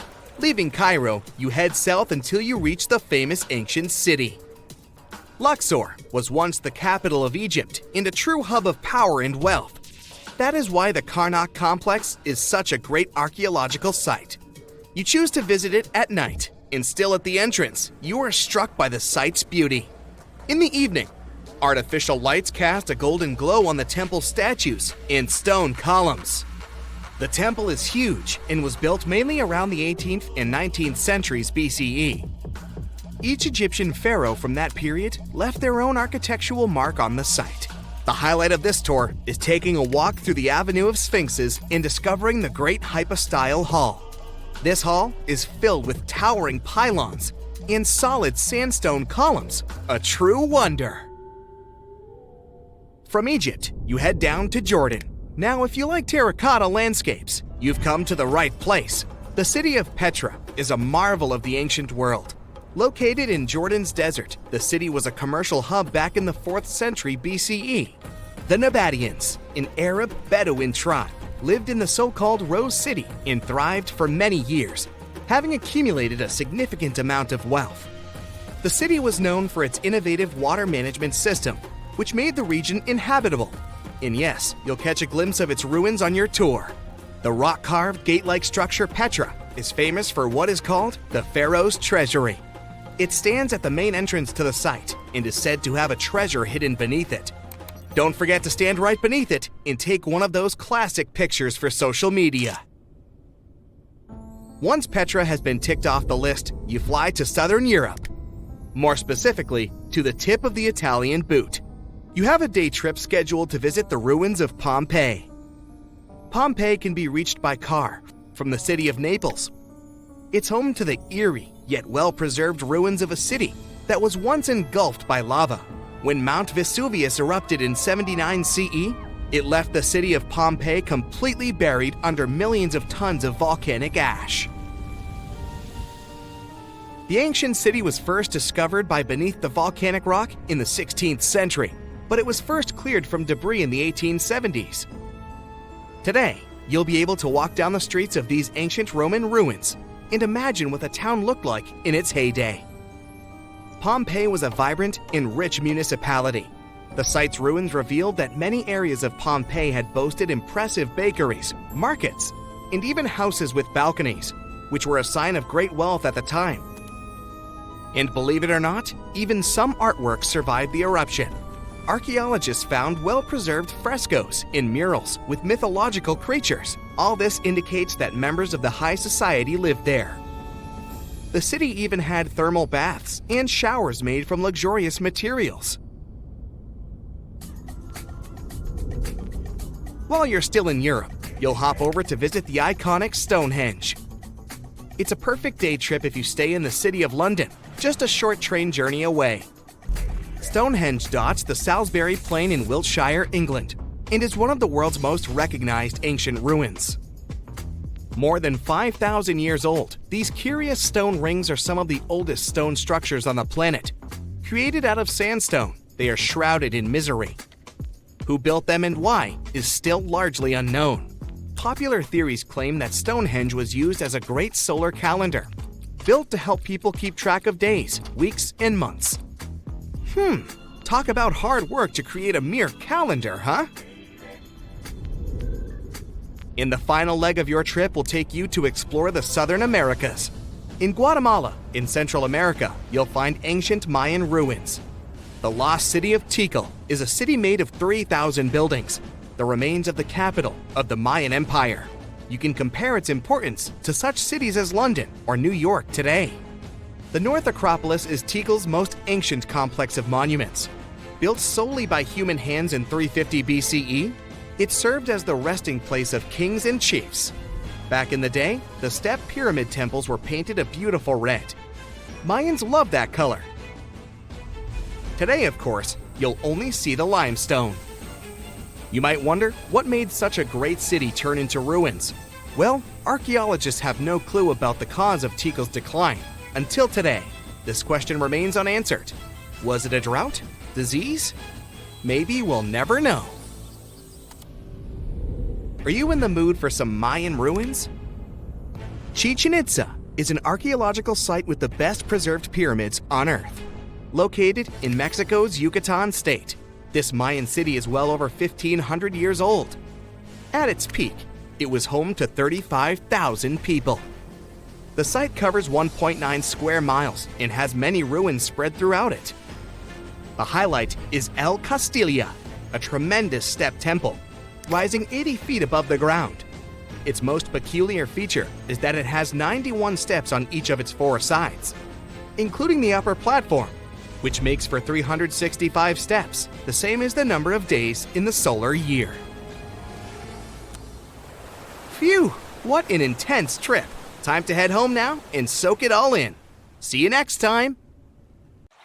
Whenever you hear about ancient ruins, you almost never picture them being suspended somewhere, or just randomly hanging on the branch of a tree, right? In fact, for most of the ancient artifacts we have exposed in museums all over the world, archaeologists did quite an impressive amount of digging. You see, buildings have this funny way of fading away over time if not properly taken care of. Sometimes we need to reuse some building materials, so an older construction may be sacrificed in the process. Other times, houses are abandoned, and once they are exposed to the elements on the surface, like rain or sunlight, they don't really stand a chance. Some just simply crumble away due to good old erosion. So the only way a piece of architecture can survive the test of time is if it's somehow gotten buried deep down. Now, how did they end up buried in the first place? Well, it's quite the comedy of errors. Ancient cities had a habit of gradually raising their ground level like a kid adding toppings to their ice cream sundae. You see, these settlements were always busy collecting food and building materials to keep up with their ever-growing population. But hey, who has time to deal with waste and rubbish? It wasn't exactly high on their to-do list back in the day. So when it came to building new houses, Ancient civilizations found it much easier to save their sweat and tears by piling up the rubble and constructing right on top. But that's not all. Rivers would also occasionally flood and deposit a layer of sediment on the city floors, further encapsulating those ancient constructions.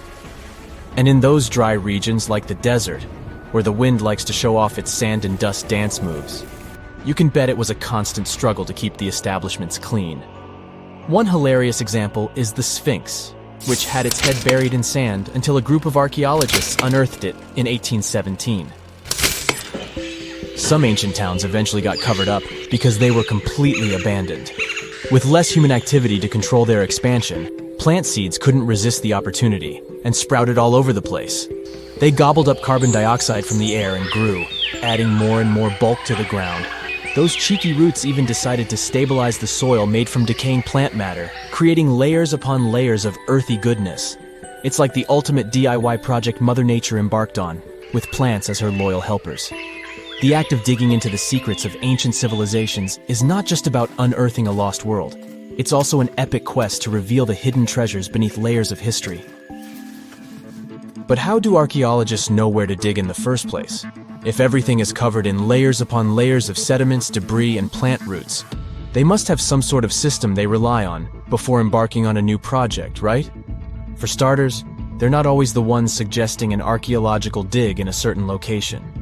Let me explain. Let's say you're a contractor and you want to build a new fancy apartment complex in your city. Some local legislations have certain requirements before your project can start, though.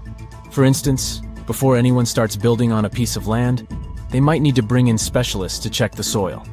These clever folks can be archaeologists, geologists, or paleontologists, and they need to keep an eye on things during development. If any artifacts or ecofacts, fancy word for organic remnants, are discovered, these experts swoop in to excavate and study them. But what about sites that have nothing to do with bulldozers and yellow hats? Archaeologists have more than one trick up their sleeves when it comes to locating ancient hotspots. They dive deep into historic records with a healthy dose of detective work. By sniffing out old documents and maps, they can piece together the puzzle of human activity in a specific area. If a site has been visited before, it's even better. Finding records of past excavations or historical accounts can give archaeologists lots of information on where to continue their treasure hunt. Before archaeologists start swinging their shovels, they engage in a bit of a visual scan mission. Armed with a grid system, they'll stroll around the site, keeping their eyes peeled for any artifacts that might be hiding just beneath the Earth's upper layer. From groundstone tools to historic glass and even ancient garbage dumps, yes, they're all so valuable. These keen-eyed explorers can spot signs of human activity faster than most people. If they stumble upon midden soil, fancy term for a garbage dump, they know for sure that humans once called this place home. Archaeologists don't just rely on their trusty shovels, though. They have an arsenal of gadgets to aid in their search for hidden wonders. Geophysical tools are like their secret weapons. Take the resistivity meter, for example. This clever contraption measures the electrical component of the soil and any buried features or artifacts. A buried wall, for instance, will create a different resistivity reading than the surrounding soil. Magnetometers and ground-penetrating radar work in similar ways, showcasing potential hints of ancient treasures in the soil. And who could forget our trusty old friend, the GPS? It helps archaeologists map out precise locations, like a high-tech treasure map, leading them straight to their pot of gold. Care to virtually visit some of the most important archaeological sites in the world? Well, follow me. In the United Kingdom, for instance, you'll find this interesting place called Stonehenge. It's one of many henges scattered around, but this one really takes the cake. Picture this: massive ancient stones standing tall and proud, arranged in a funky outer ring and an inner horseshoe, with some smaller stones thrown in for good measure. And guess what? These amazing stones have been around for over 5,000 years. Talk about a serious case of rock-solid longevity. Now, here's where it gets interesting. According to local folklore, the legendary wizard Merlin whipped out his magic wand and poof! He teleported these massive stones all the way from Ireland. Apparently, some giants had assembled them there, but Merlin decided they would look much better at their new location. Others think it's just the ruined remains of an old Roman spiritual edifice. These amazing structures were built by our Bronze Age ancestors. With their simple tools and limited tech, they managed to create this monumental masterpiece. Impressive, right? Unfortunately, there's still so much we don't know about this area. Stonehenge's initial purpose remains a mystery to this day. Sure, there are lots of theories, but scientists have yet to agree on the subject. However, we do know that it's perfectly aligned to catch the sunrise during the summer and winter solstices. The ancient city of Pompeii is an equally amazing archaeological site. Picture this. Mount Vesuvius, a notorious troublemaker, decided to throw a volcanic tantrum and completely covered this ancient Roman city. It turned it into a time capsule, located outside present-day Naples in Italy. Fast forward to the year 1748, when a bunch of adventurous explorers stumbled upon Pompeii. Lo and behold, they discovered a treasure trove of well-preserved goodies: streets, houses, food. Probably a bit stale by then. Blingy jewelry, fancy sculptures, colorful frescoes, everyday household items, and even animal and human remains. It was like an epic archaeological party. From the looks of it, Pompeii had it all. Fancy houses and villas, a massive 20,000-seat arena, cute little artisan shops, hangouts like taverns. And let's not forget the saucy spots like those luxurious bathhouses for some intense pampering. There's also the Sanctuary of Apollo, where people used to gather for their daily dose of worship. And of course, the bustling heart of the city, the Forum of Pompeii, where all the cool people used to hang out. And guess what? Pompeii is so cool that it made it to UNESCO's World Heritage List back in 1997. That's like the ultimate Hall of Fame for historical awesomeness. It also includes many other famous buildings and sites, like the Taj Mahal in India and the Acropolis of Athens in Greece. Researchers have found almost 1,000 previously hidden Maya settlements in the tropical lowlands of what is now northern Guatemala. They did it with LiDAR, light detection and ranging lasers, which they used to scan areas from the air. The region we're talking about is pretty vast. All those structures and buildings they saw over there stretch across about 650 square miles. And these spots were supposedly occupied thousands of years ago. It seems all these structures were pretty densely packed, so people lived close to each other. They had at least 417 ancient villages, towns, and cities where they could identify boundaries. These structures and buildings were actually a part of a state that looked like a kingdom. Some of these settlements were built as sports courts, civic, ceremonial, and religious centers, and residential homes. There were also massive palaces, platforms, dams, pyramids, and causeways across that area. People who lived there also had reservoirs where they collected water.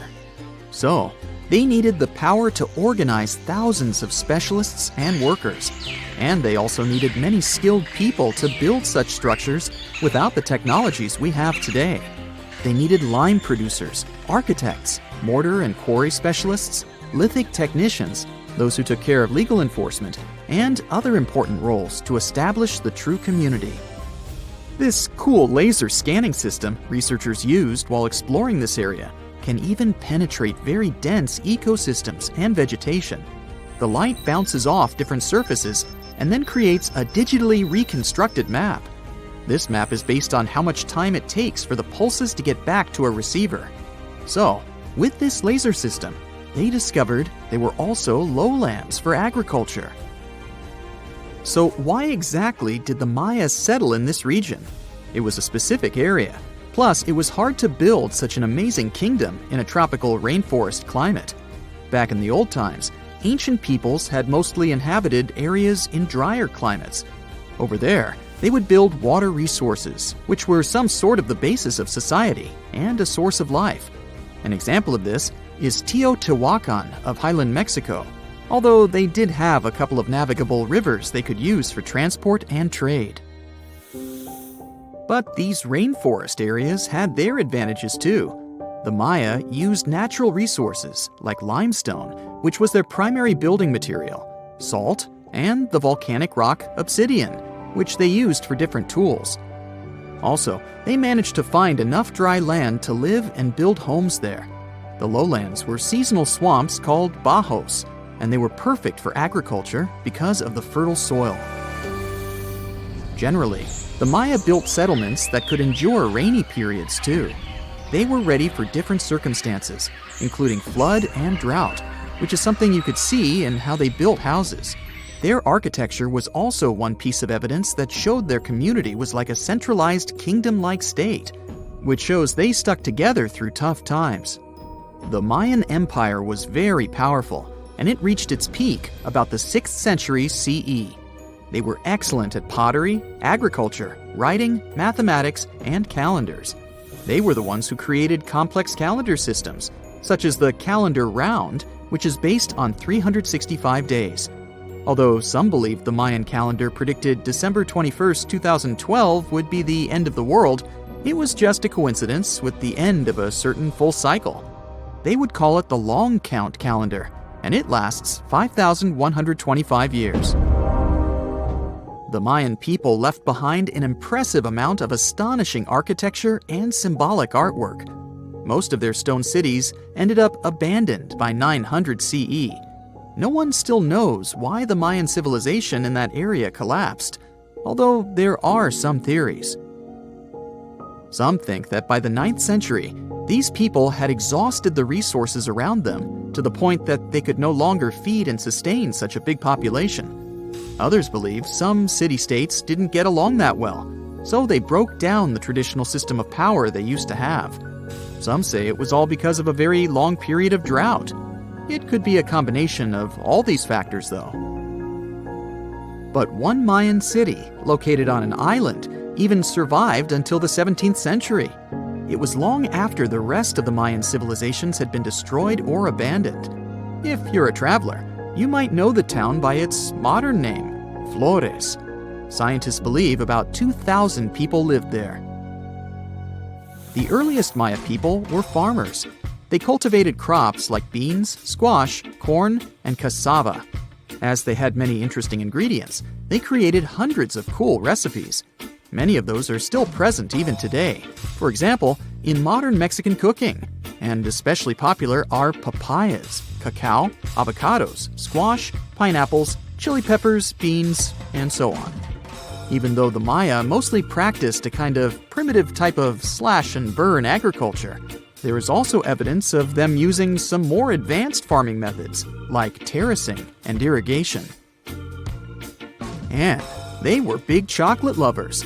More than 3,500 years ago, the Olmecs of Mesoamerica probably turned out to be the first to realize that it takes some work for us to get such a cool thing as chocolate. But the Maya were the ones who turned it into a true form of art. Scientists found out about it when they found cacao in Mayan pottery. Their chocolate would be mixed with honey, water, cornmeal, and chili peppers. That's how you get a spicy, savory, hot chocolate beverage you can try even today in Mexico and Central America. Also, they used written language in their books. Their paper was made from fig tree bark, and using strips of that paper, they created a large library of books.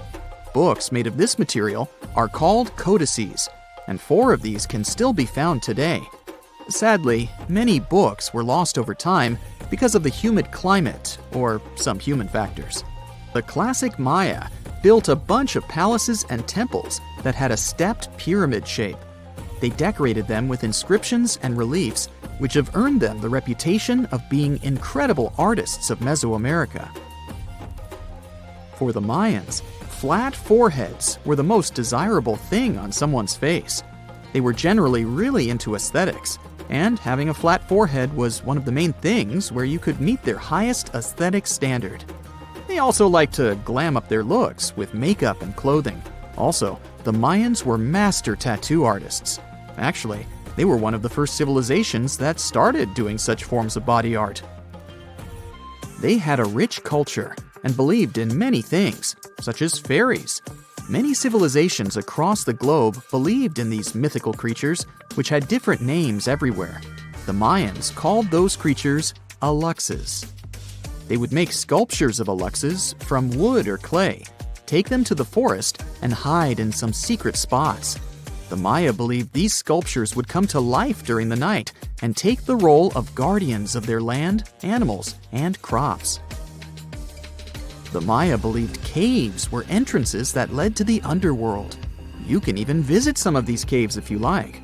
For example, you can explore the jungles of Quintana Roo and Yucatan near Cancun. There are many spots where researchers found artifacts the Mayans had left behind. They were one of the first cultures that learned how to use rubber latex and make, for example, rubber balls for the many interesting games they had. They used natural latex and then probably mixed it with some other natural substances. That's how they came up with the bouncy balls they played with. They also built cool steam baths. The Maya had structures made from stone that looked like something we know today as bathtubs. Plus, they were building heated stone structures we know as sweat houses. Researchers found these in El Salvador and Guatemala, and they were previously hidden under volcanic ash. Peru. Archaeologists made a groundbreaking discovery that turned Peruvian history upside down: a female ruler. At the 1,600-year-old site of Panamarca, scientists uncovered a throne room decorated with colorful murals.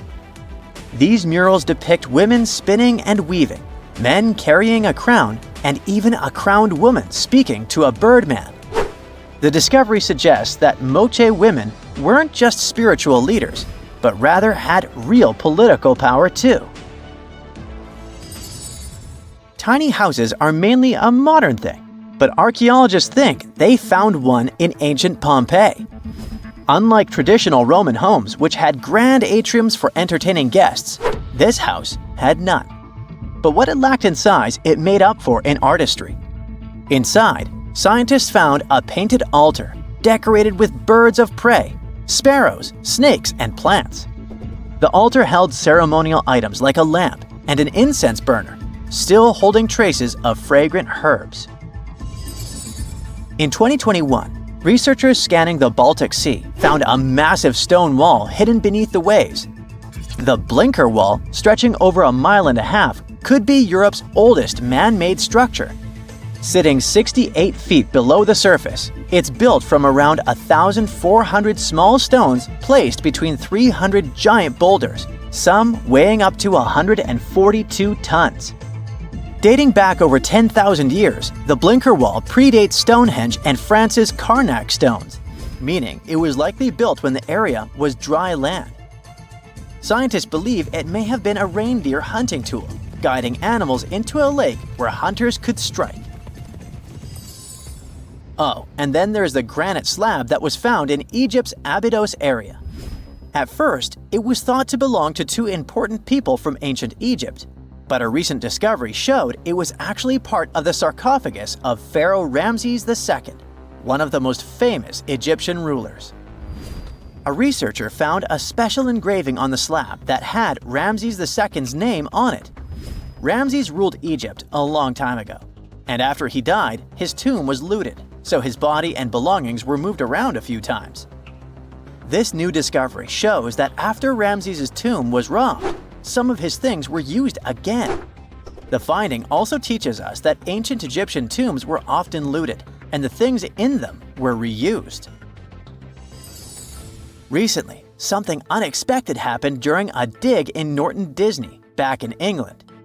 While searching for ancient coins and brooches, a volunteer from the Norton Disney History and Archaeology Group stumbled upon a mysterious Roman dodecahedron.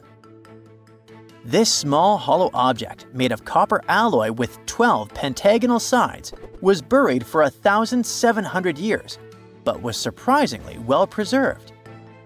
Though over 30 of these strange objects have been found in the UK, no one knows for sure what they were used for. Some think they might have been measuring tools or calendars, while others believe they were used for rituals. The Norton Disney Group thinks these dodecahedra were likely symbols for religious ceremonies, as many show no signs of wear from daily use. Hey, how do you feel about taking a trip back in time? We're diving into the history of the Amazon forest to unravel the mystery of its lost cities. Grab your bug spray and hop on. The Amazon forest is the world's largest rainforest. The environment there can be extremely challenging for human life. Yet, the legend goes that the Amazon has been home to sprawling settlements, rich in unmeasurable wealth. Could that really be true? Or is that none other than a figment of our collective imagination? The legend of El Dorado might be the myth that started this whole thing. As European explorers began their excavations in American lands back in the 1500s, word got out of an Amazonian civilization that used to paint their leader in gold as an offering to higher powers.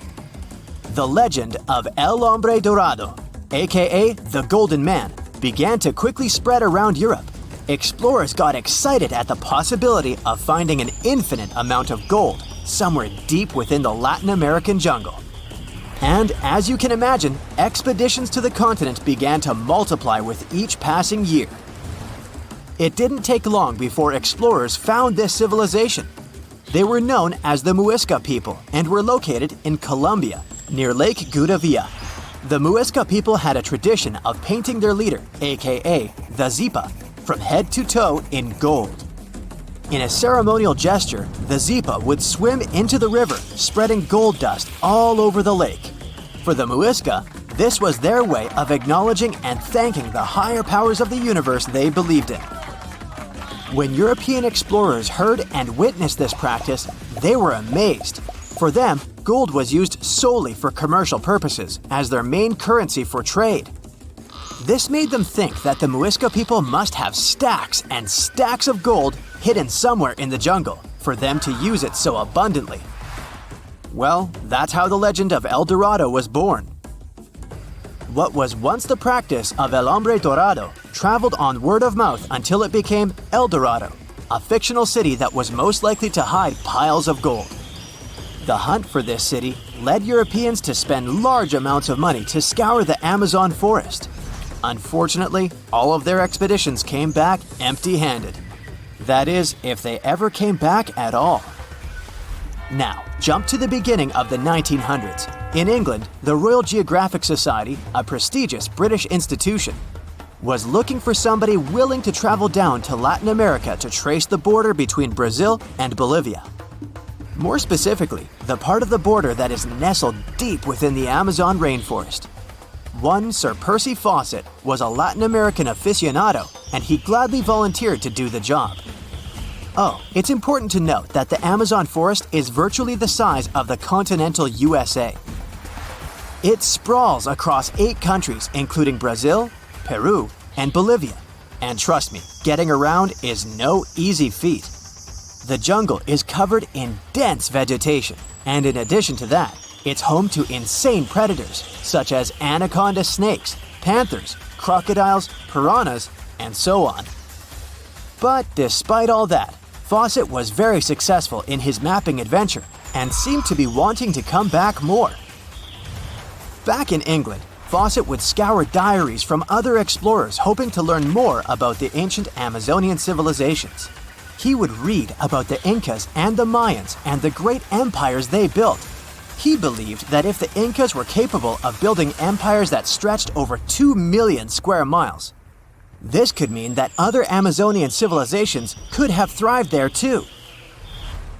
During his research, Fawcett came across a report from a 16th century explorer.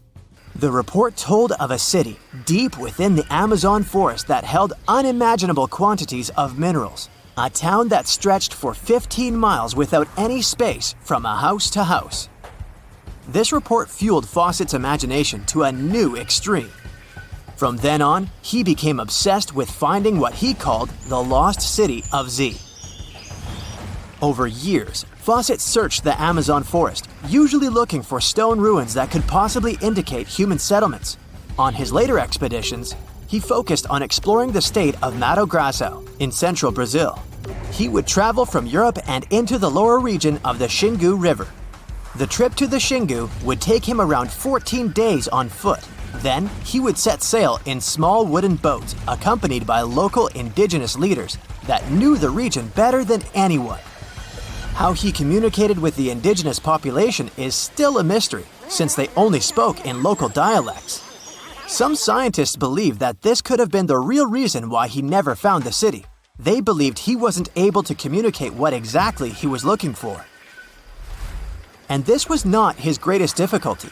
As we've said before, Amazon is not a kind place for its visitors. In his diaries, Fawcett tells of encounters with a 60-foot-long anaconda, which he bravely survived.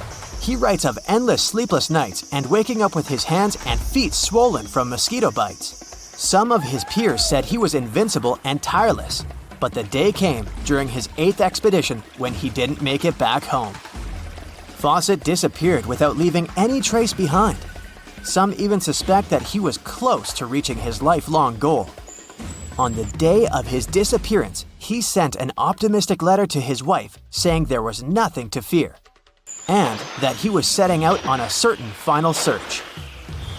Fawcett's failed attempt to find ruins seemed to support what had become a consensus among experts at the time, that this rainforest was too inhospitable to support large, complex societies, let alone cities. Experts were convinced that the Amazon's lost cities were nothing more than fiction. That is, until the 1960s, when modern research began to find evidence that suggested otherwise. Scientists discovered patches of extremely fertile soil. They called it Black Earth. And apparently, they found lots of it in the Amazon, especially alongside rivers. Further research even showed that such soil was created by human waste or the intentional burning of forests, which adds nutrients to the soil below, which could only mean bingo! The discovery of Black Earth was the evidence that large-scale agriculture was possible and probably did exist amidst the Amazon, confirming that settlements could have formed there after all. In the 1990s, along the Xingsu River in Brazil, a team of archaeologists from the University of Florida made a remarkable discovery. Working alongside local indigenous people, they found very long ditches. After mapping them, they realized that these ditches were a sign of a big settlement. They were remnants of carefully designed walls centered around a plaza. Some were roads that led to more settlements. In fact, just this part of the Amazon, about the size of New Jersey, was once a network of dozens of settlements that experts believe could have been home to at least 50,000 people between 1250 and 1650 CE. Other discoveries were possible thanks to LiDAR imaging, a type of technology that allows researchers to take satellite pictures of the forest's ground without having to step inside of it. A network of trenches in Acre, Brazil, dates back to 200 to 1200 CE. These suggest settlements that could have supported 60,000 people. Other images from near the Xingu River suggest cities that could have housed about 50 million people. These were the lost cities of the Amazon. Believe it or not, these images suggest that Fawcett was very close to a major discovery. He was looking for the ruins in the right place, but he was looking for the wrong thing.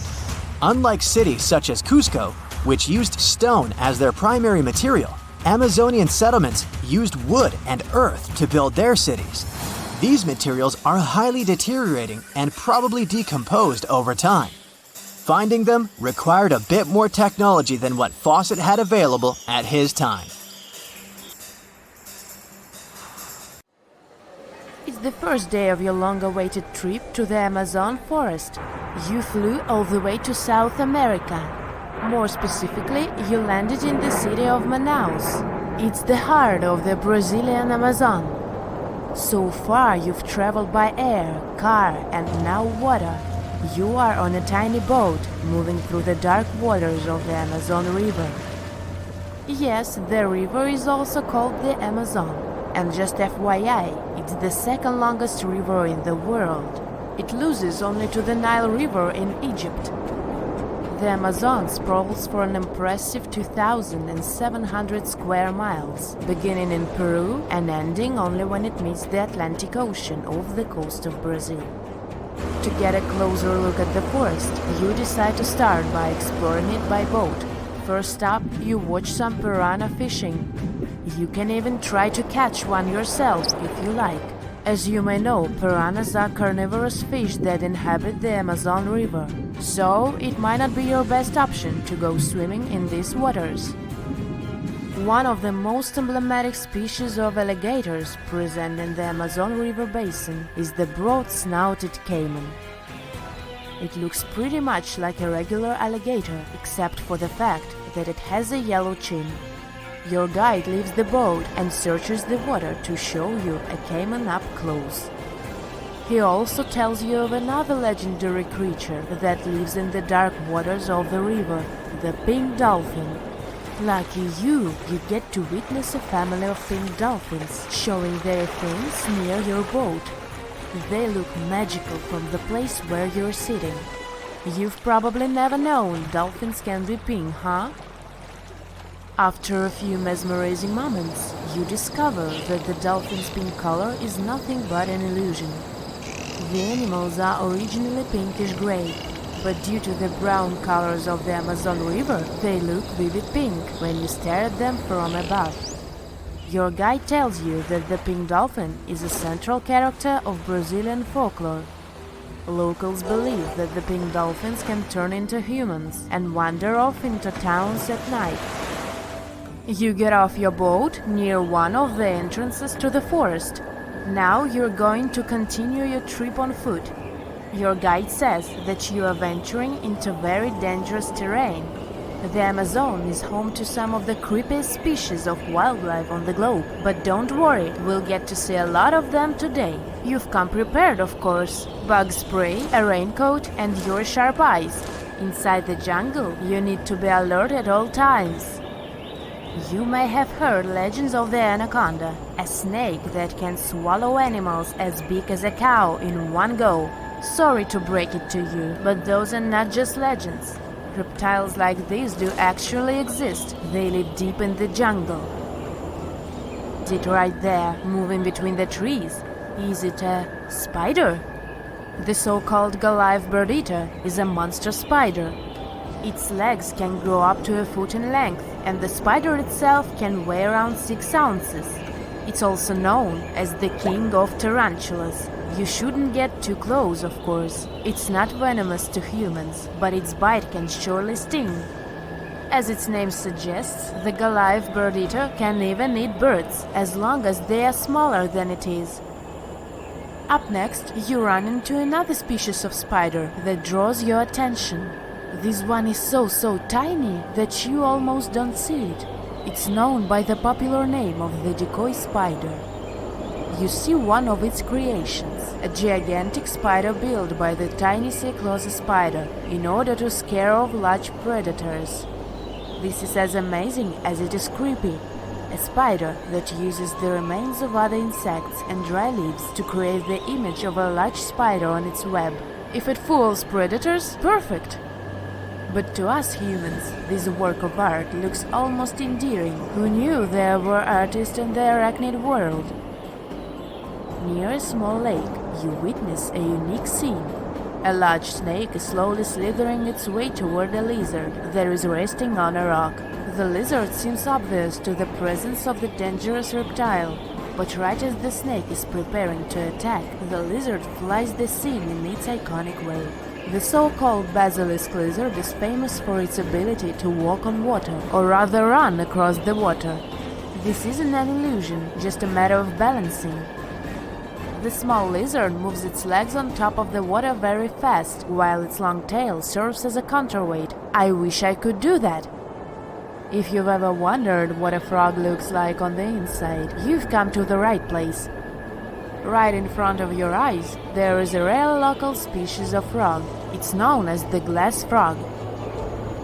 This species of amphibian has a type of transparent skin that is completely see-through. In other words, you can see the frog's interior with astounding clarity. It's as if you had X-ray vision. Moving on with your journey, soon you come across a pond. Floating on its water is probably the biggest water lily you've ever seen in your life. These huge plants are also known as the Victoria Amazonica. They can measure up to 8 feet across and hold the weight of a grown-up person. But I wouldn't recommend trying to climb on it if I were you. Just cause, you know, it's the Amazon forest we're talking about. The wildlife here is amazing, but the forest itself is also a sight. There are over 80,000 species of plants and trees grown in the Amazon rainforest. In fact, you can find 10% of all the world's wildlife in this jungle. An estimated 400 billion trees grow on the gigantic area the forest occupies. Of course, this place is bound to be biodiverse, right? You won't be able to witness this phenomenon during your trip, but your guide tells you about a unique species of tree that is famous for being able to walk. Yep, you've heard correctly. There are walking trees in the Amazon rainforest. They don't have legs or anything like that, but they do move around in search of better lighting conditions. The Amazon canopy is so thick that only 1% of sunlight can reach the forest floor. Because of this, some trees end up getting less sunlight than others. The so-called walking palm trees seem to be adapted to this situation. They grow new roots, which helps them move for 1 to 2 inches per day. They can walk up to 65 feet per year. Maybe that's what inspired John Ronald Reuel Tolkien to create ants, huh? Those are pretty similar tree beings that roam freely around the world. I kid you not, it's not only wildlife that inhabits the Amazon. Actually, over 30 million people live in the forest. And there are also ancient settlements that scientists believe to have been thriving there. And I'm not talking about El Dorado, that's just a myth. But in 2018, a groundbreaking study showed that up to 1 million people probably inhabited the Amazon, between 1250 and 1500 CE. Can you imagine that? Working alongside local indigenous people, researchers from the University of Florida found several mounds in the Amazon. Besides these mounds, they also discovered interesting ditches and geoglyphs. After mapping all of these recurring mounds, scientists understood that this was a sign of an ancient settlement. They found remnants of carefully designed walls centered around plazas. This could only mean that these ancient cities were big and could host hundreds of thousands of people. These findings brought back the idea that the Amazon could have been home to thriving civilizations way before the Europeans arrived there. But rather than cities drenched in gold, they were simply well-developed agricultural societies.